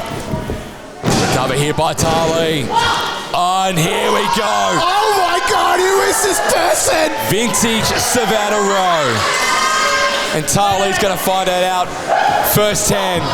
Exactly. Oh, here we go. Oh, she's such a creep. Get her away from me. I mean, Halloween's 3 months away. But the has-been Harlequin always has plans of her own. Shining Wizard. Tarlee down, Savannah Rowe down. Top turnbuckle also down. Don't think that'll make the 10 counts. Yeah, look. Somebody check on the damn turnbuckle. It had a family, damn it. And Tarlee in all sorts right now. But I think Savannah Rowe's looking to end this one here, Chocky boy. Yep, she's hyping him up. Much to the chagrin of Cash Garrett right to the left of me.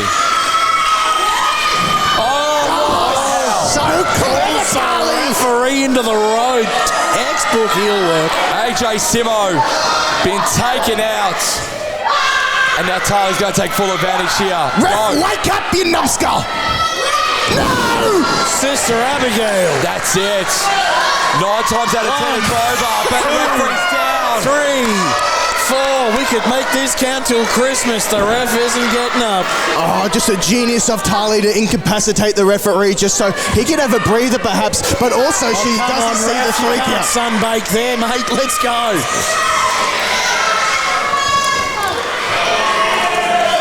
AJ Simo still down. Can't park there, mate. That's good from you, Cash. That was not good though by Tarlee. Right to the eye. Now Tarlee gets to the outside. What is she doing now, Tarlee? Wait, what? She's leaving. Oh, no, she just doesn't need to prove herself. Absolutely not. Tarlee's done. Yes, Tarlee's making like fair a enough. Patrick. Here we go. Oh my God! Nova Nichols. Nova Nichols says, like buggery, get back in there. Well, the collusion we thought between these two, there was no collusion at all because Nova is staring dead into the eyes of Tarlee. Oh, and Nova's not done. And We've got Nova. We've got Savannah. And they're about to make a Tarlee sandwich. This sisterhood might be coming back to the forefront here. Tarlee asking for forgiveness for both girls. And Nova and Savannah are like, probably not on this occasion. Yeah, I don't think they're buying into it. Unruggy. Uh-oh, Tarlee, watch out! Whoa! Oh! Yes! What's going on here? Nova, what are you doing? What is going on? Supernova! Supernova! Nova, what are you doing? The heavens have spread apart, and the Galactic Glamazon has come to her senses. Nova Nichols has dropped Savannah Rowe with the Supernova, and Tarlee's in shock. Referee AJ finally coming from his slumber. And that's it. Yes! 3 count. History in the making. The Galactic Glamazon secures the win for the Apex Predator. Holy dooly, what happened there?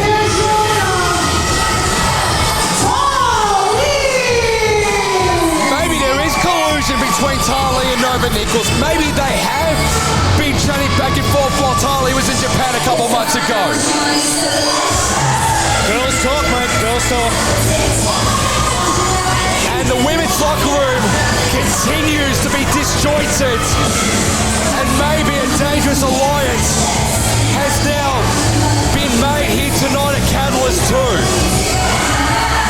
I cannot wait to see the stinky face of Frankie Grun right now. I cannot wait. Tarlee patting herself on the back now for the plot that she's just colluded to. I've always said this, it takes 2 to tango.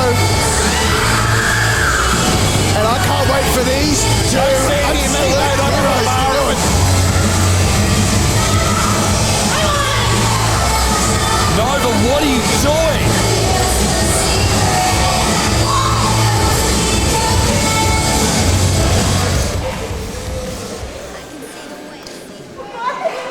Nova's happy with her work. I don't care how smart or insane you are, you could have never seen that coming. Well then. The sisterhood is over between Nova Nichols and Savannah Rowe. And is there collusion between Tarlee and Nova Nichols? Jeez Louise. Golly heck, what happened there? Savannah's upset. The turnbuckle's still missing. I think we're all upset. They were like sisters, Chock. Very much. Golly gosh. Who's Savannah in the turnbuckle? No, Savannah and Nova, you peanuts. Your next match is a Malice Tag Team Classic Round 1 match. It is scheduled for 1 fall. Introducing first. The Malice Tag Team Classic continues here. And we start things off with Big Square.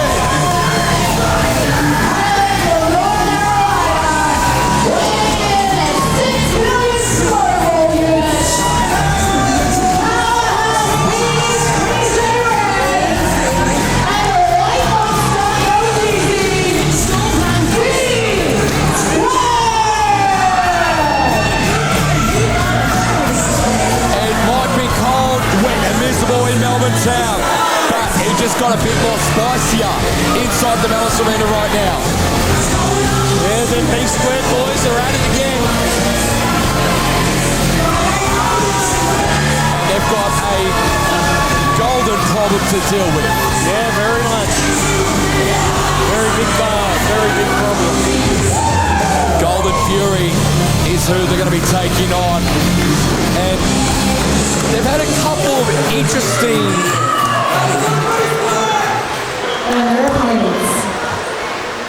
What's the right word to explain that? It's been an interesting last few weeks or so for Golden Fury. But it's just pop.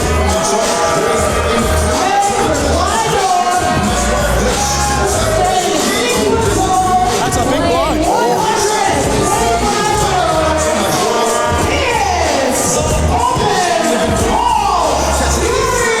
Paul Fury coming out, he's leaving Marco Del Lago and Lacey Lovegood in the lurch already.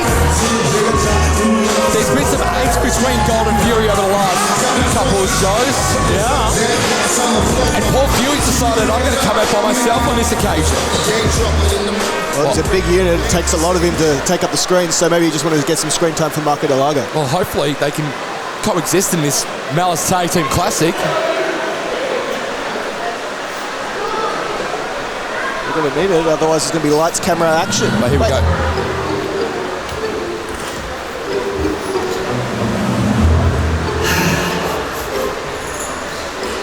Lacey, why are you recording me right now? Because you need to tell the Malice community why you're truly injured to wrestle. What do you say, too injured like it's sarcasm? I am injured, Lacey Lovegood. I have damaged my back. And you know why? Because I have been carrying this entire Golden Fury team on my back. Excuse me? Do you want to say that again? Come on, say it again. Say it again, Margaret. Do it.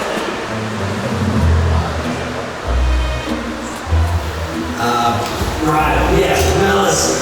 Paul, Golden Fury, B-Squared, Club Wrestle. Yes, of course, yes, Paul. If you're a Malice Nation, I do apologise, but unfortunately I will not be able to wrestle this weekend for our scheduled match of Golden Fury versus B-Squared. But of course, do not fret. Hollywood always has a plan. And thanks to some masterful thinking from Lacey Lovegood, of course, we have called in a favour, shall we say, to an old friend. And Paul, don't worry. This man will help you chase all the gold. Now, Lacey, go and get me my friggin' feety pajamas. Feety pajamas. Right. Chasing all the gold. That sounds familiar.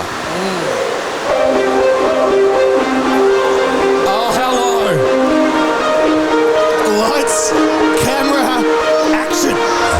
The man who made Marco Del Lago, not only in Hollywood, but also in pro wrestling.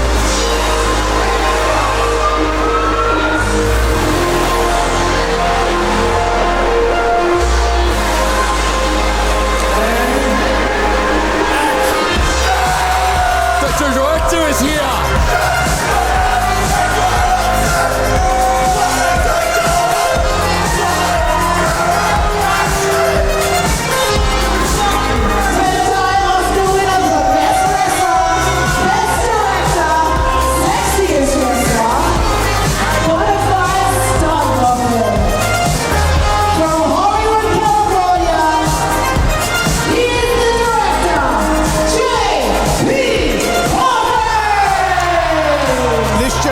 A delight to behold. Multiple awards and across screenplays, literature, film. This man is a marvel to behold. I cannot wait to see what action classics he puts on in the ring here tonight. I was just going to simply call him a flop, but I think you covered that for a lot of us. Dare you, that man is a credited director. Such hits this man has made. For example, Marco Del Lago, he taught him everything he knows. He did.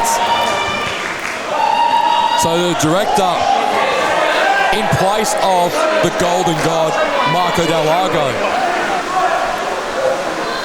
And the burning question is, can Golden Fury make an Emmy Award-winning night of things against B-Squared and advance to the next stage of the Malice Tag Team Classic? I don't know, I reckon B-Squared's going to kick them where they pee from. We are underway here. The Malice Tag Team Classic is underway. Golden Fury, B-Squared, who goes through to the next stage?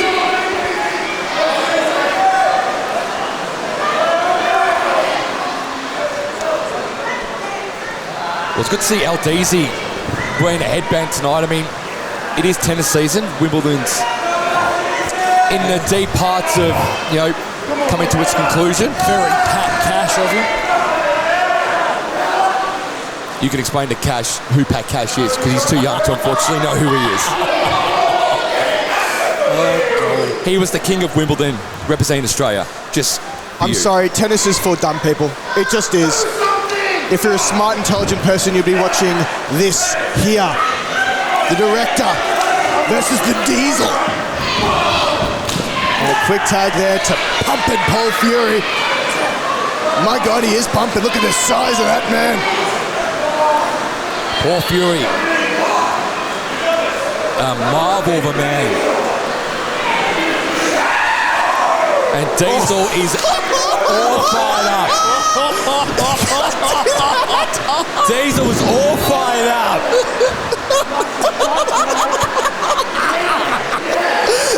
Oh, stop it. and Diesel's admitted defeat. He's admitted defeat. Unbelievable scenes here between Golden Fury and B Squared.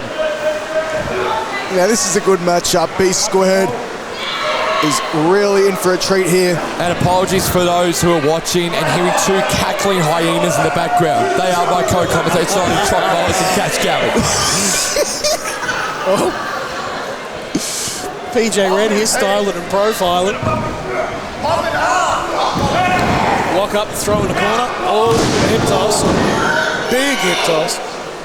He might be a bit out of frame here. Paul Fury on top right now. Pumping Paul Fury up and about. A quick word by Diesel to PJ Red.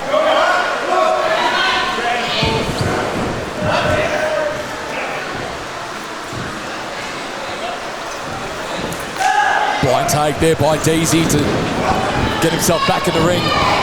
Oh, inverted atomic drop there. This is smart by B Squared. Oh! And this is why this team has been electrifying audiences for over 3.5 years, ladies and gentlemen. Speaking of electrifying audiences, the director's been taken. No! Uh-oh, this might make the cutting room floor. Done by B Squared to take down Golden Fury. Well, one half of Golden Fury and the replacement. The replacement? I don't like that terminology, Tomo. I prefer enhancement. Enhancement. The enhancement that is the director. Uh-oh. Here we go. Double dive. Oh. Cut him off. Read the tea leaves nicely to Golden Fury. Oh. Into the ring post. LDZ going to head back into the ring now. And it's Golden Fury, Paul Fury, and the replacement for Marco Del Lago, the director JP Hargraves on top in round one of the Malice Tag Team Classic.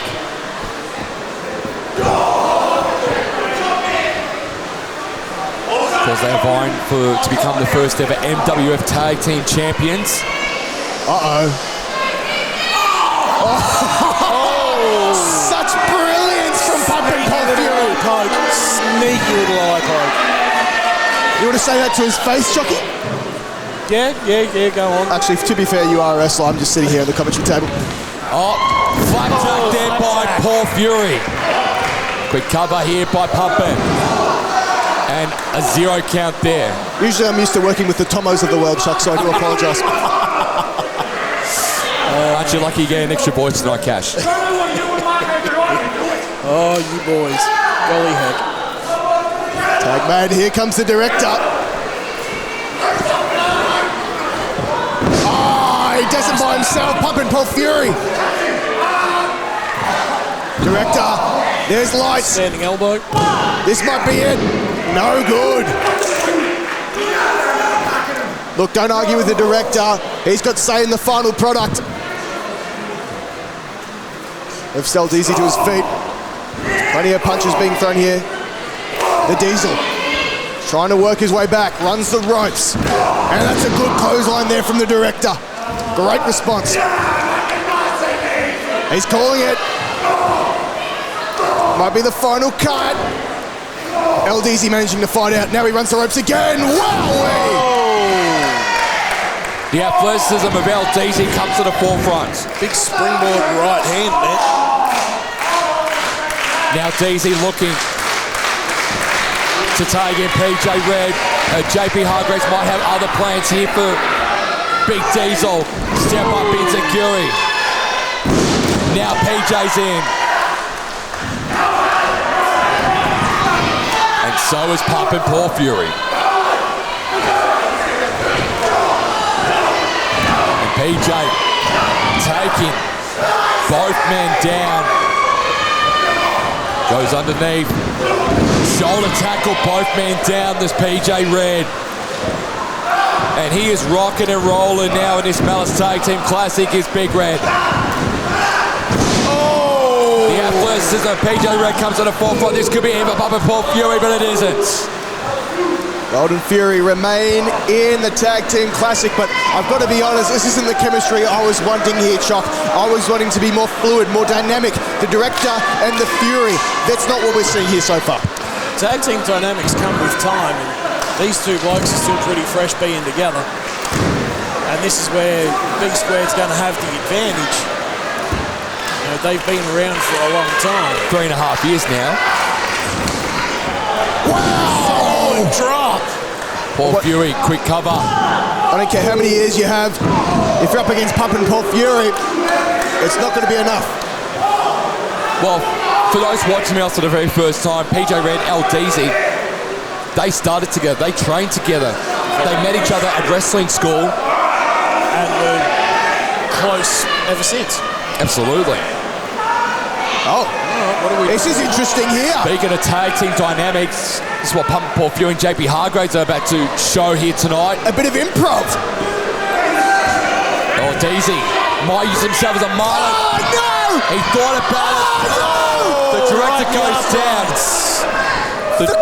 He's gone. The director's gone. The cojones of the director, Tomo! It's gone. It's gone, Cash. Not the gonads! It's gone. And Pump and Paul Fury is going to have to go at it alone right now. Dive! Takes JP Hargraves out. And I know Lacey Lovegood will be writing some stuff on a clipboard, and it won't be good things. Of course, she's not here tonight, but she'll be watching this, and she'll be taking a lot of notes on Pump and Paul Fury, though, Choc. Yeah, very much. And you know, 9 times out of 10, nice German there by Paul Fury. Gorgeous. 9 times out of 10, when Lacey Lovegood writes stuff on that clipboard, it's never good. No, it never is. It's very judgmental. Judgmental's one word, maybe helps encouraging to be better and not terrible what they do. It's like Cash. Cash is very judgmental. Well, when you've got the IQ of above 200, Tomo, and several degrees in laws, physics, and philosophy, it's hard not to judge. Yeah, well, I'm on a Centrelink con working Cash in hand. Beat that. Oh, my God! Paul Fury takes out JP Hargraves. Knocks the director right out of his fancy Hollywood shoes. And the Golden Fury continues to crumble. Top and tail, clean out. Even if it is a temporary replacement. JP Hargraves won't be getting a call back by Marco Delago and Lacey Lovegood. Spicy trigger. That's it. And B Squared advance to the next stage. That's one for the outtakes. And Pump and Paul Fury, as well as the director, JP Hartford, have got a lot of thinking to do moving forward.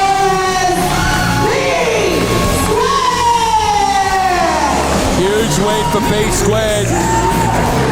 And the odds-on favourites, I'd say, to be taking out. They're my personal favourites. Yep, the Malice Tag Team Classic. And, well, they've won Take Gold in the past, these two.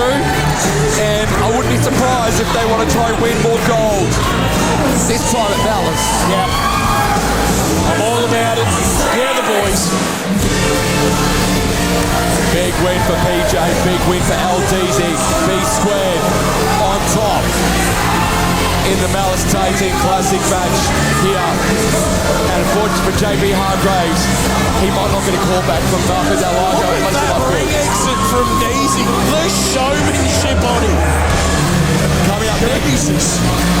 Coming up next year at MWF Catalyst. The seams haven't upset tummy. Oh no, we'll hold fire there for a minute because Paul Fury's not happy, not impressed with the director.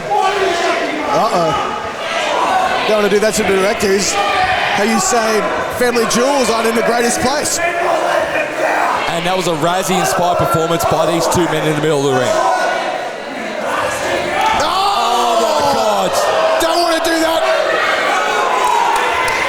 Paul Fury's going to pop him up.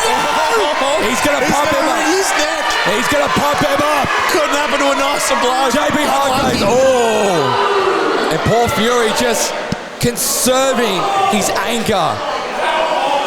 But I know there might be some choice words for Marco Delago and Lacey Lovegoods when they have another meeting, these three. Very, wow. The director here, I'm pretty sure he's pooped himself.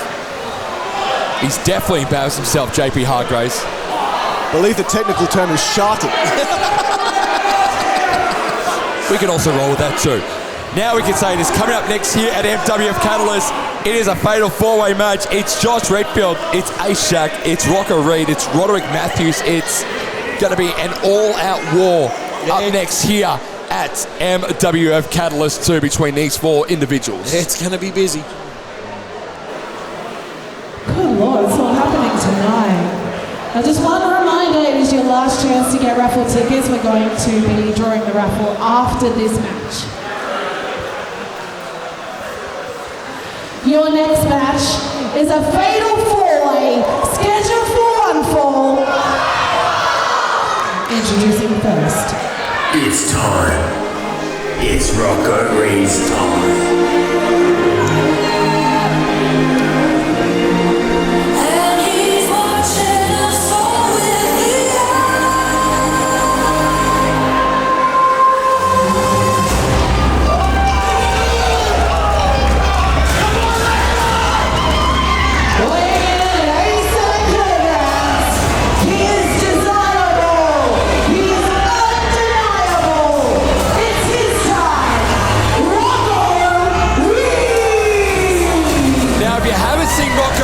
Of a fall, this man can fly.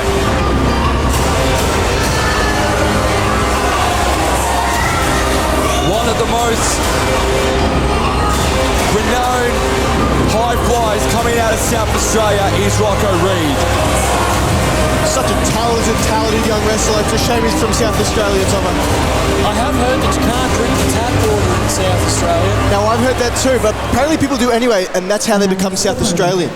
That's how they get some misproportionate body features. Well, joke's on me. Here I was thinking it was down to the generational inbreed. That'd be Tasmania, Chocker. Oh. My mistake.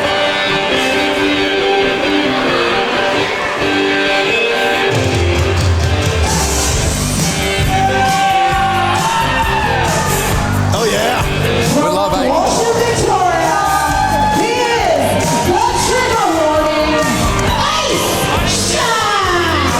AC Baby. That's for your own opinion. Well, it depends on who you ask. I don't know. I think he's got the head like a rat. Oh, I love AC Baby. I like his style, his 80s. Yeah. Makes me want to go to the disco and maybe I shouldn't say that on camera. Maybe not. So I'm glad you stopped yourself when you did.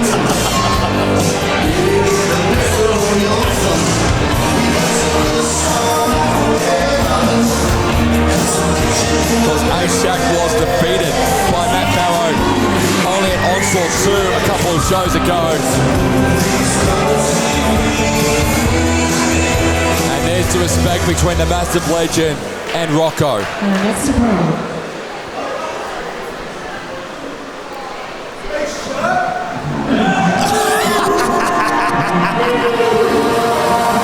This man is the cleanest fighter I've ever seen in my entire life. Squeaky clean is something to call him. Squeaky clean with a name like The Degenerate. Right. There's going to be a lot of people that are skeptical of that one. But I'll take your word for it.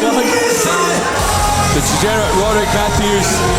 Well, the last time we saw him inside the Malice Arena, he was cleaned up by the returning Tom Barrett at last rites. Yeah, he got cleaned up.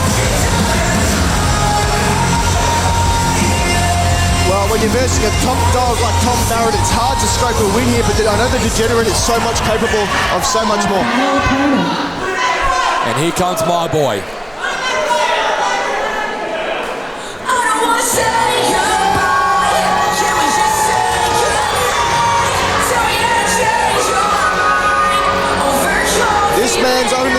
price just went up $3.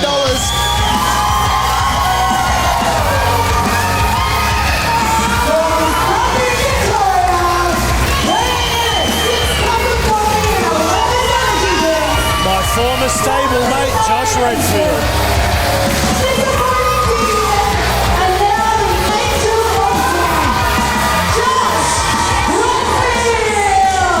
Another man who I've had the pleasure of calling hundreds of his matches over the journey, Jock. I've got to know Josh on a personal level for a very long time, and he's one of the best people you'll ever meet in your entire life. I've known Josh Redfield since that beanie was a Rastafarian hat. Wagwan General. It was before you were born, Cash.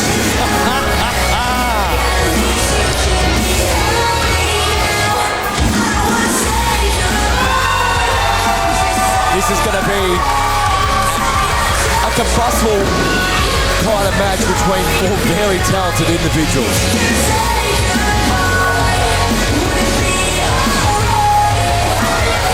And of course, Josh is doing Dry July, and when I mean Dry July, he's doing no coffee for the entire month of July, so he's found another avenue to get, well, not really a caffeine hit, but a sugar hit in a bar of chocolate. Oh, we better be careful. He's fought long and hard to get rid of those love handles. He'll put him back on. It's not what I'm doing for my Dry July. I'll give you the tip. Ring the bell, and now it's on. Roderick Matthews retreats to the outside. Rocco Reed also retreats to the outside. Ace Shack, but Rocco and AC Baby have got eyes for the degenerates. And Josh Redfield's still got a bar of chocolate in his mouth. Is this going to be ganging up of some stage? The degenerate doesn't deserve this! Oh. Walks straight into a super kick. Eat boot, mate. Italian fibre. And Josh. Ace Shack with a roll-up. Quick cover here. Oh, lovely drop kick there from Ace Shack. And now the Italian Stallion's got something to say. Quick cover here. Josh retreats to the outside. He's still eating that bar of chocolate. Josh Redfield after being kicked in the unbelievable scenes that we're seeing here at MWF Catalyst. Quick cover there by Ace Shack. Rocco Reed putting Ace Shack downwards. Another cover here by the Italian from South Australian. Backslide potentially here by Rocco Reed. Ace Shack says no. Josh Redfield cops a drop kick to Ace Shack into a backslide by Rocco Reed. And Josh Redfield breaks up the 3 counts. Oh! You see, I think that Ace Shack and Rocco Reed here, they could both be stablemates. You know, they're both very much unlucky. One man's from South Australia, the other poor bloke's from Horsham. Talk about trouble squared. That is not a good combination. Mate, I've been to Horsham once. The best part of that joint's the sign out the front that says you're leaving town. The degenerate takes down Josh Redfield. Squeaky clean takes down Josh Redfield. Whatever makes you sleep at night, Cash. Rocco Reed ducks underneath of Ace Shack. Now Rocco Reed been swept underneath by the degenerate Roderick Matthews and straight into Redfield's sternum.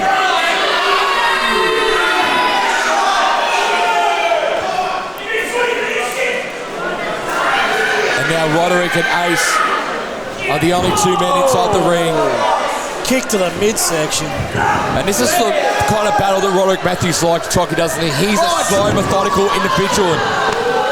Well, Ace Shack says, I've got other plans. He's so nimble on his feet. We just saw him caught up in the ropes like Spider-Man almost. Shacky Baby going to go through for a type-based suicida. Look, the bloke might look like a ferret, but he definitely knows what he's doing.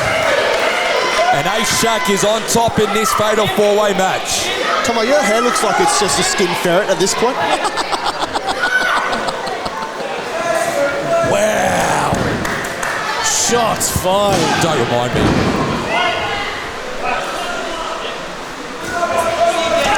Oh, kick to the lower back. Effective. Big Irish whip here by Josh Redfield and Ace Shack. I was going to ask you, Chock, you've seen Josh Redfield grow from a boy into a man. How proud of you have you seen his progress over the last 5 years since he returned back to pro wrestling? Very, very much proud of Josh. He's come a long way. We all have, really, but, no more so than Josh. He's really transformed into quite the athlete.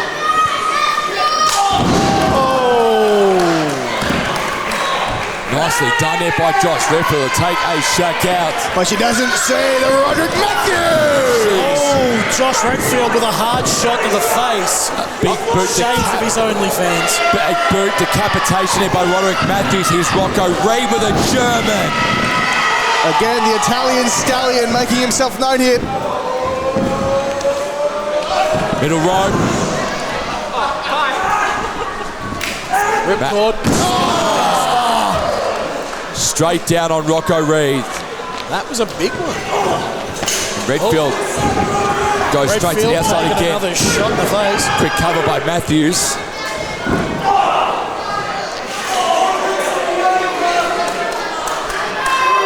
Because the last time we saw Rocco Reed was in a losing effort in a tag match at MWF Eclipse back in last September in Pakenham.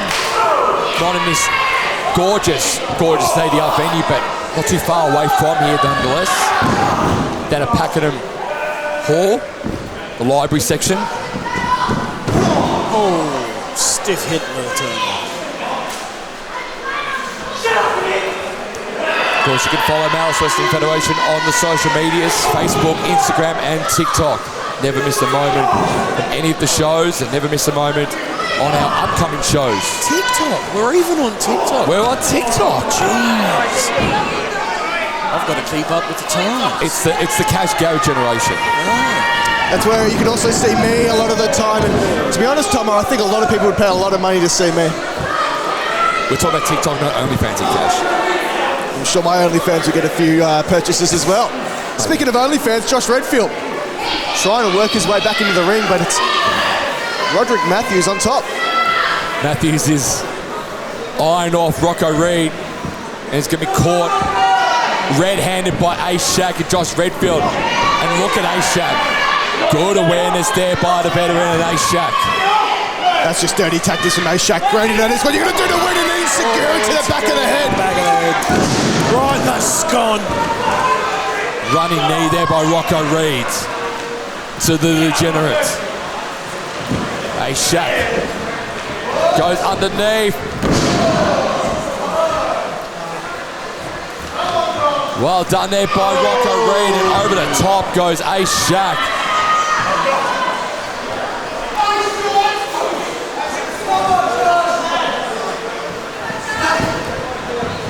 Now it's down to Redfield and Rocco. A-Shack laying out here on the floor, unhappy about it. The best cure for that kind of a mishap is get good. Suplex there by Redfield. And we are in Redfield's territory at the moment. Nice front on there by Redfield on Rocco Reed. Only two there in the end. AJ Simmo in the right place at the right time for that one. Redfield representing Sunbury. Unfortunate place to be as well as Horsham. Very much so. There's a lot of unlucky blokes in this ring tonight. Very, very much. Could be worse, could be Melton.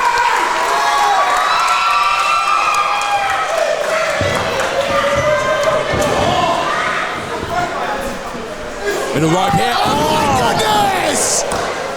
The undesirable colour there by Rocco Reed. A-Shack going to go for sliced bread. Wow. Shades of spite. But look at this. The cleanest move in wrestling. And the degenerate into a cover here on A-Shack. And Josh Redfield denies. Breaks the pin with a kick to the back of the head. He does.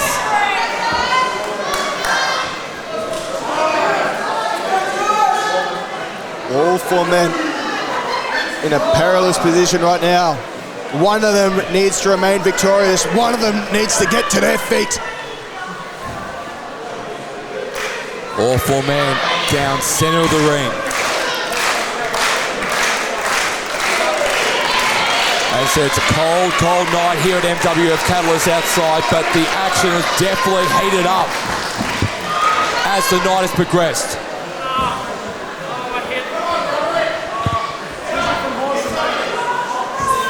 What a battle between these four individuals.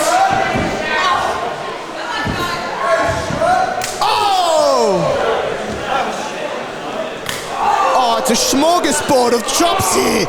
Smorgasbord. Oh, the degenerate does the most degenerate thing of all time. Squeaky clean. Redfield's marbles are coming off second best right there. Oh. Nice knees. Big security there by Shaq. And Shaq looking at both Reed and Matthews. Oh, that's clever stuff there from Ace, using Rocco as a weapon in itself. Lariat there. Quick cut. Always trying to end things there. Ace, Shaq, and Rocco might have plans of his own here.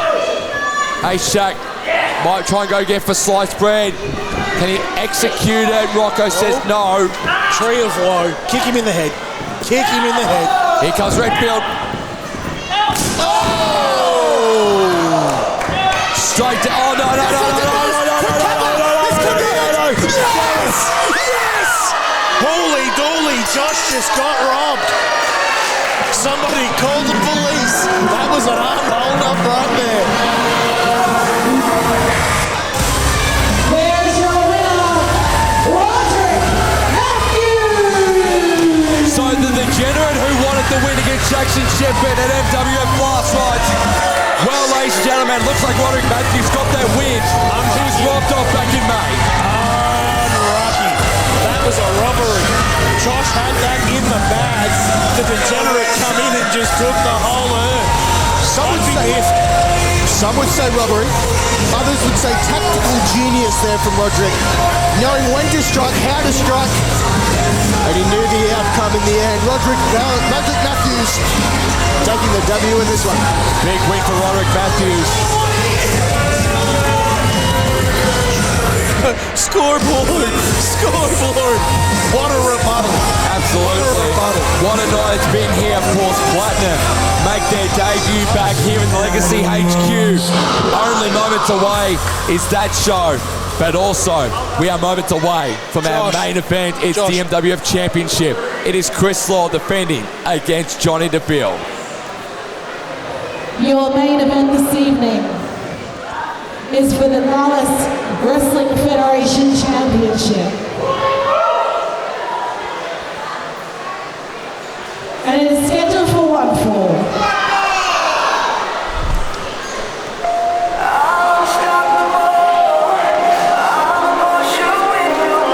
It's the biggest night in the young career of this individual, Johnny DeVille.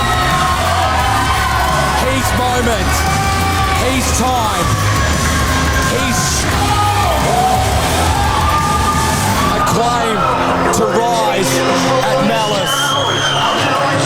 Is a time now for Johnny DeVille to reach the summit and to vanquish Kris Law.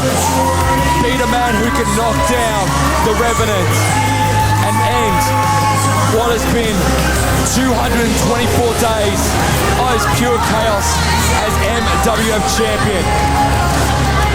This is the biggest match in the career of Johnny DeVille, and he's doing it in front of family, in front of friends, and in front of his fans. This is Johnny DeVille's night to hopefully rise up.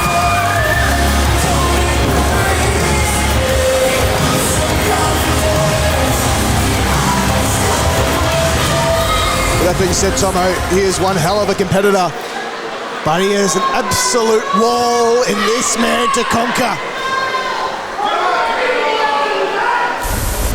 Ladies and gentlemen, representing the Conflict Axiom, he is Malice Wrestling Federation. He is your champion. It is the Reverend Kris Law. Absolute pompous windbag he is. Yes, he is. He's a pompous individual, and so is Claire Constantine. But you know what he also is? He's your Malice Wrestling Federation champion, and he's got respect, goddammit. With a little bit of luck and a whole heap of prayer, he he's only going to have that belt for another 15. You take that back, Chucky! You take that back! It's on my Christmas wish list. 224 days as MWF Champion. Sit out, Cash. Do not give this man any respect. He's got my respect and he's got the gold belt, damn it! 224 days as MWF Champion. Of course, won it at the MWF Supremacy Rumble back on November 29th last year at the Peninsula Community Theatre. And as I mentioned, when Johnny Deville made his entrance, it has been 224 days of pure, identified chaos, courtesy of the leader of Conflict Axiom and Kris Law. You know what it has been? It's been controlled, it's been sensible, because it's been weighed down by the hammer of the law. Conflict Axiom will reign supreme here tonight. And your main event and championship match between Kris Law and Johnny Deville. We'll hand it over now to the formal introduction. Courtesy of Blair Willow.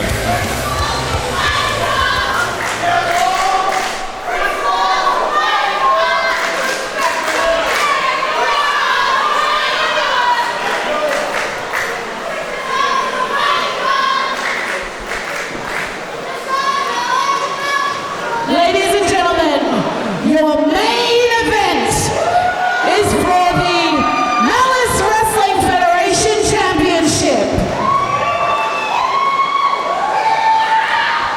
Introducing first the challenger.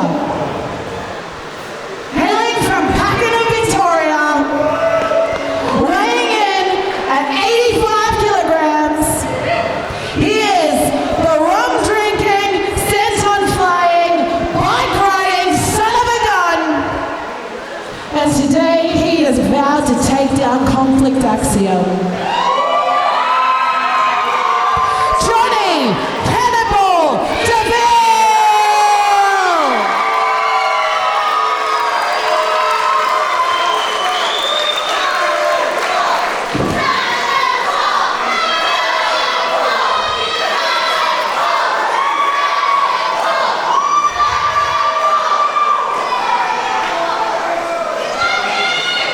And your champion, accompanied by Claire Constantine, representing Conflict Axiom, he is your Malice Wrestling Federation champion, Revenant Kris Law! It's a big fight, Phil, inside the Malice Arena. After he threw what he threw at you, Tomo, I really hope he gets slapped around. That wasn't called for. That was such a good throw. Such a good throw at your face, Tomo. We have a lot of history, Kris Law and I. Yeah, he called you out one time. You did jack all about it. Look in the cold, dead eyes of Kris Law. Johnny Deville wants to vanquish Conflict Axiom, and he wants to end the reign of the Revenant Kris Law here tonight. 224 days as Malice Wrestling Federation champion. It's a long reign to have. And it's going to be even longer after tonight. Oh boy, I hope not. Is the Revenant. I've got a soft spot for Johnny. Yeah? He's fought really long and hard to get to this spot. My question though is Kris Law kissing goodbye the MWF Championship for the last time? Or is he just saying, I'll have it back in about 10 to 15 minutes time? Let's find out. Main event here, MWF Catalyst II. For the MWF Championship, Kris Law and his gold belt against Johnny Deville, who's earned his stripes to be in the main event tonight. He vanquished Ryan Zero. And we are officially underway in this one. Kris Law, Johnny Deville, main event time here at MWF Catalyst II. And Cannonball has the home field advantage in the arena tonight, boys. It's definitely a big fight feel here tonight, Tomo.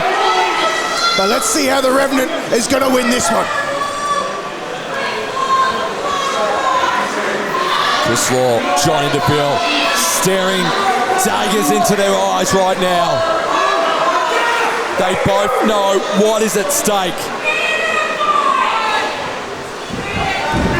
And Johnny DeVille read that like a book. And Cannonball, arm drag down. Arm drag this time by Cannonball and Kris Law. Did not deter either individual in the slightest. And Choc, you've been in big matches like this before. What is the tension like when you're in a big match? Look, so someone like Johnny DeVille, who this is his first real big match. The nerves would be at their absolute peak. When it's your first time at the big time, like, you just get this big bubble gut feeling. And with so many eyes on you, like a sellout crowd here we've got tonight here at Malice, you've got to try and overcome all of that before you can do anything, otherwise you can't concentrate. And what do you think the mindset for Johnny DeVille would have been throughout the course of the week leading up to this match tonight? Look, I spoke to Johnny about it, and he's been a man on a mission with a one-track mind. Listen to this crowd! Crowd is on.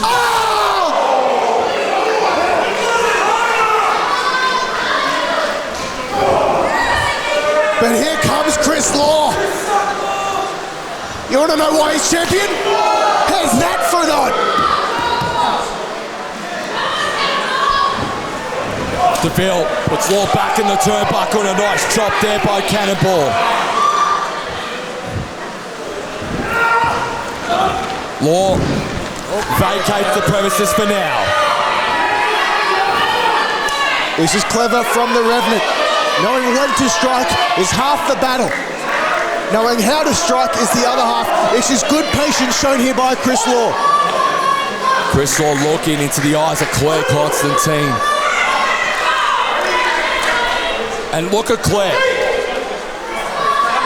Again, we know she's going to be the X Factor in this match. She has been throughout the duration of Kris Law's matches here at Malice Wrestling Federation. Choc. DeVille with a suplex! She's always been Kris Law's ace in the hole when he's needed it the most. Whenever he's needed, and as you mentioned, the ace up the sleeve, Claire Constantine is the ace. Yeah. And the problem with Claire Constantine, she can be the judge, jury, and executioner in Kris Law matches. She can definitely swing the pendulum of the match into Kris Law's favour when needed. Oh, here we go. Much like... And this is where Cannonball's going to be very savvy. He's going to be very savvy. Blake's going to need his head on a swivel. Because you turn your back on Kris Law when you're dealing with Claire Constantine, and Kris Law brutally does that. It's all about momentum swings here tonight. Head to the apron, there's no padding there, ladies and gentlemen. And the momentum swinging towards Kris Law here tonight. And Kris Law now taking full advantage courtesy of Claire Constantine.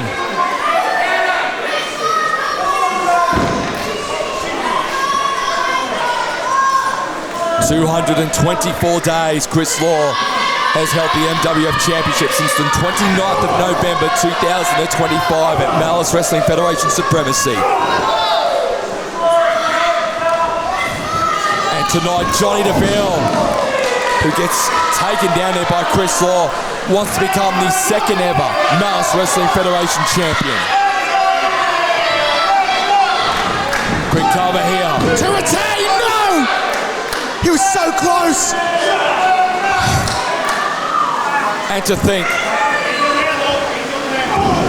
this time last year, July 11th, was our first ever show at Malice out at Hampton Park.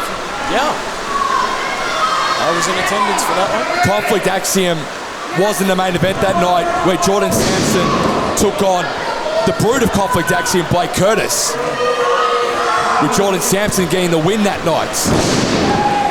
Can Kris Law right the wrongs of Conflict Axiom losing the first main event of Malice Wrestling Federation and making sure the Conflict Axiom gets a dub and ends the night with the second edition of Catalyst going the way of CA here, Choc? This is smart stuff. Conflict Axiom have always got something up their sleeve. Kris Law sleeveless, yet so in charge right now. Of course, earlier tonight, Conflict Axiom got a huge victory with Ryan Zero, getting the job done on Big Hoss. In dubious ways, but got the win nonetheless. Wow. Law goes over the top. Just look at the Revenant, so humble, yet basking in his glory is just such an honour, Tomo. Quick cover. Only two. You can't keep a man down like Cannonball like that. You have to do so much substantial damage to take him out. Kris Law is looking to perpetuate more damage onto Cannonball. Cannonball goes over the top. Look at that ring awareness from Kris Law. He's like he's got eyes in the back of his head. No! Oh, wait, here we go. Look at Cannonball. That was smart. Drop kick there. Yes! Takes down Cannonball. And Claire Constantine smirking her way through this one right now. As she should be. The Revenant has never been more in control. Conflict Axiom will remain in charge here tonight. And this is going into the favour of Conflict Axiom because Kris Law can win this match by counted if he wants to. Yes. The champion's advantage. He could get counted out right here, right now. The belt won't change anything. Oh! Kris Law could get disqualified, and again, the belt won't change hands. Oh! But the question is, how much punishment does Kris Law want to put on Cannonball before he puts him away? Kris Law's a very spiteful man. Has been for 20 years. Look at the veteran instinct on Law. Just trying to get the wrench in. Cannonball blocking the suplex attempt there by Kris Law. He might give him his own medicine. No.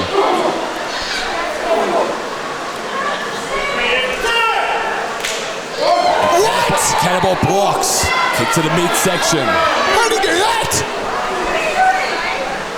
It's called resiliency, my young Cash. He's on the barricade! Oh my God. Look at the awareness by Cannonball. What? Hanging up. Oh my goodness, that is impressive. Very much so. I've never seen anything like that in my entire life, Jockey Boy. It's something else. So is that chop. Johnny DeVille's really laying those chops in tonight. To start to see redness coming off the chest of Kris Law. Kris Law very lit up right now. That's nothing to worry about. There is no doubt in my mind Kris Law will win this match. Both men back in the ring. Goes underneath. Oh. Nicely done there. Cannonball now got full advantage his way. And Kris Law in a spot of bother. Cannonball might be able to get his second win here. Oh. He turns Kris Law inside out. Holy cow! Right on center by Cannonball. No. DeVille into the cover. Yes. And yes. only two. 2 3/4. Never a doubt, not a second of doubt. Cannonball eyeing off Kris Law in our main event. What a night it's been here at MWF Catalyst II. Cannonball into the turnbuckle. The four-way of punches inside the Revenant's head.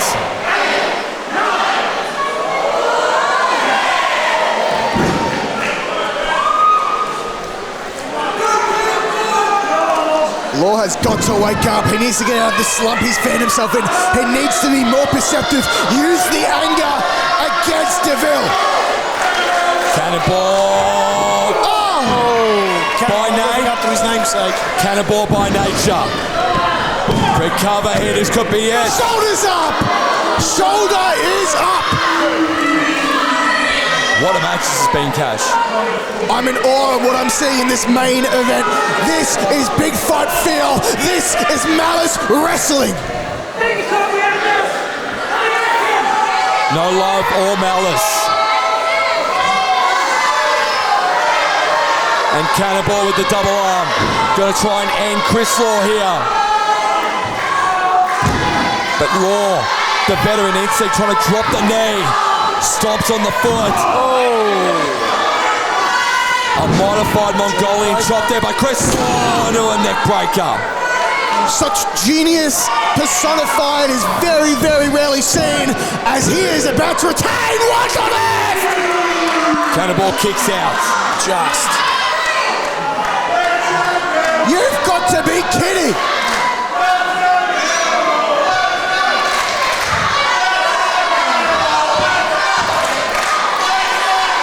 Kris Law not enjoying Cannonball having the home field advantage here. The sold-out capacity Legacy Academy is firmly behind Cannonball DeVille here. And look at the disrespect by Kris Law. Law needs to stop toying with his food and put it away now. He's got to do something big here.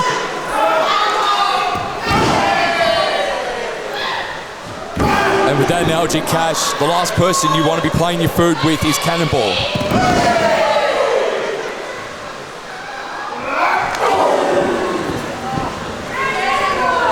Uppercuts to uppercuts.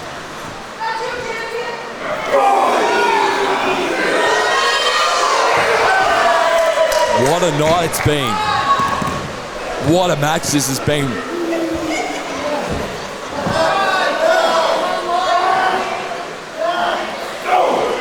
Both men leaving absolutely everything in this ring tonight. They know what's on the line, Chalk. So much at stake here tonight.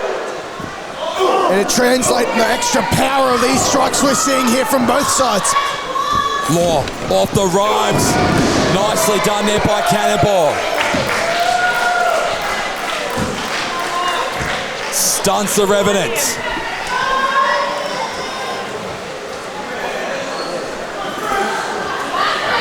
And Cannonball could be moments away from achieving his dream. Yes! Spear near, cut him in half. Kris Law has ended Cannonball. No, he hasn't. What? Cannonball lives to fight another day. That referee's hand was barely a hair width away from being a 3 count. And to think AJ Simo, who's officiating this main event, boys, he was front row at the first MWF Catalyst last year. He was. Trying to go for a stunner. Stunner. Cannonball with the double arm underhook. Get out of it, Law! Both men down. Double clothesline. Both men down. And both in. Who's going to get back to a vertical base burn? Wait a second! No. Oh my God! Blake Curtis, line 0.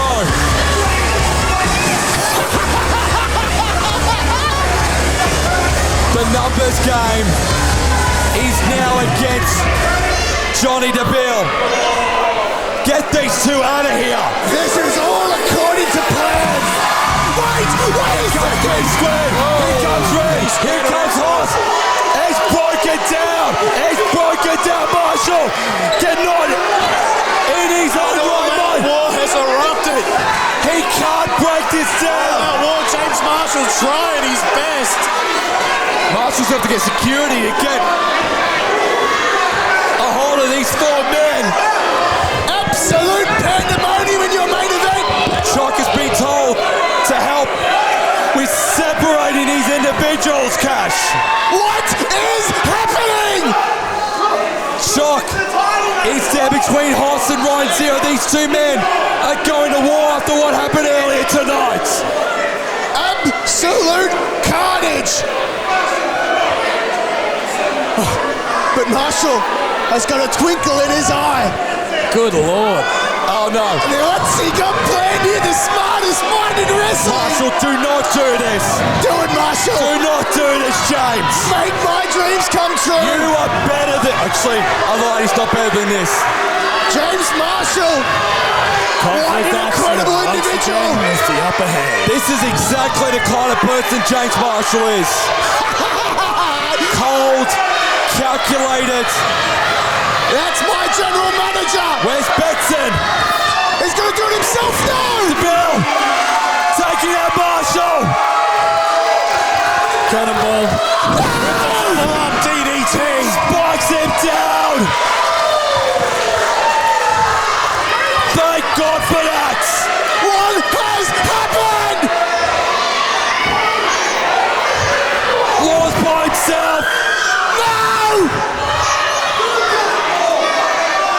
And this might be Cannonball's moment to silence Conflict Axiom. And the 224-day stranglehold on that championship could come to an end right now. But again, Clay Constantine makes her presence known again. Don't do it! What's happening? Oh, yes! The cojones of Deville have been obliterated spear by Law! The 224-day reign will continue. Wait, what's he doing? Finish the job! I think Law wants another spear. Oh my God! Kris Law trying to put the decimal point into this. Lay down the hammer! Gotta go for a stunner. Yes! Yes! This is it, it's over! Cannonball is done! No, he's not! No, he's not! Kris Law cannot believe it! Johnny DeVille lives! Cannonball lives! And Kris Law cannot believe his eyes! Do not adjust your television! He lives! Cannonball lives! And Kris Law now going to put the exclamation mark on. Yes! Another stunner! He's done! It's over! This could be it here for Johnny DeVille. Johnny DeVille kicks out again. Shoulder up. He kicks out again. Let's go, kid. Let's go. The spirit of Cannonball. And Kris Law cannot believe his eyes. Kris Law is beside himself. Isn't he ever? Unlucky.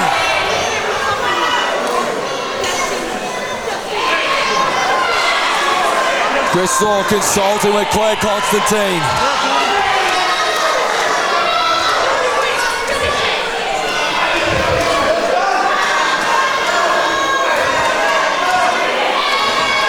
How much fight is left in Cannonball?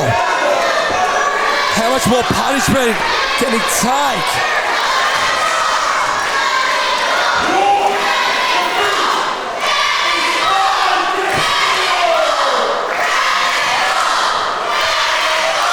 Law's going to end Cannonball here. Cannonball got out.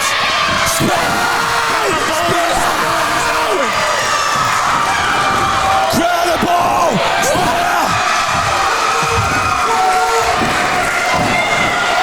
He's going for the trifecta. He hits it. DeVille trying to get the cover. No! Come on, kid. Make yourself famous. Turn around, Lord, turn around!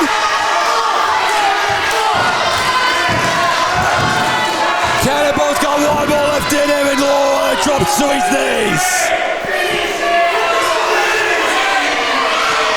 Law drops to his knees. This can't be how it ends! Come on, Cannonball, put him out of his misery. Let's go. Please, Kris, don't do this! Come on! No! Double up, DDT, spiked on his head. DeVille into the cover. And he's done it! He's done it! He's done it! DeVille Has overcome all odds and has beaten the revenant Kris Law to become the MWF Heavyweight Champion.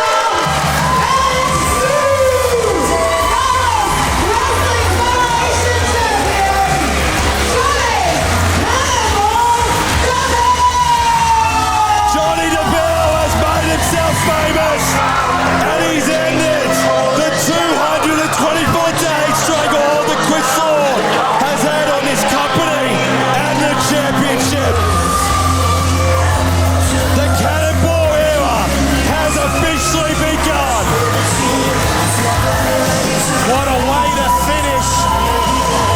the second anniversary show, boys.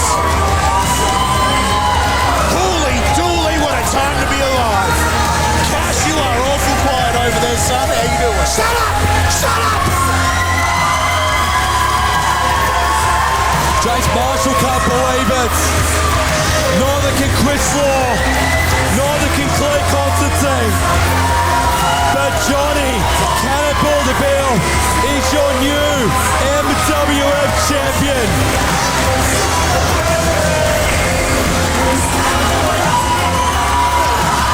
Kris Law's currently being let out of here in a state of shock. Conflict Axiom have been vanquished. And Cannonball is now the top dog in Malice.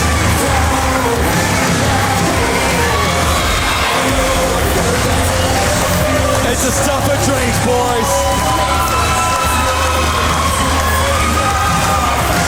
Here comes Beckhoff, here comes PJ Reds.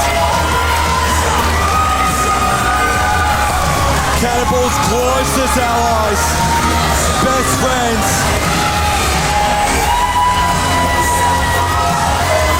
And this is Cannonball's moment to savor.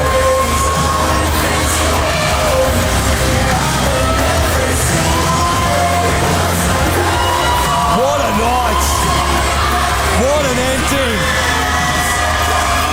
Ladies and gentlemen, that's season 1 of Malice Wrestling Federation done and dusted.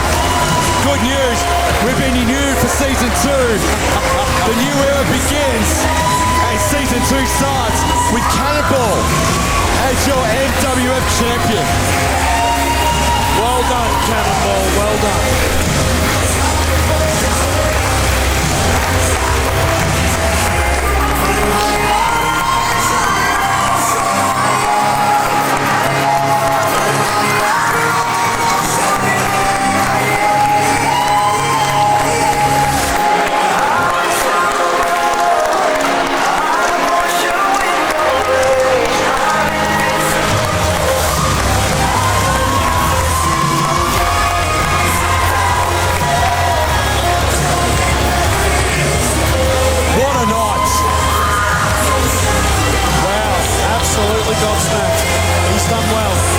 Deserved this. He did very much deserve this. He deserved this.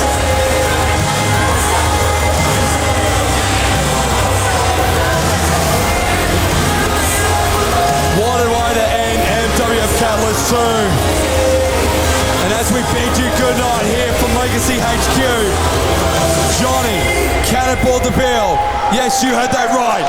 He is your new MWF Champion. On behalf of Chuck Morris, on behalf of Stun Mullet Cash Garrett, I'm Michael Thompson. It is good night from Legacy HQ. Get stuffed. Be safe, get home as you plan, and once you get to the other side, tell your mum I'm thinking of her.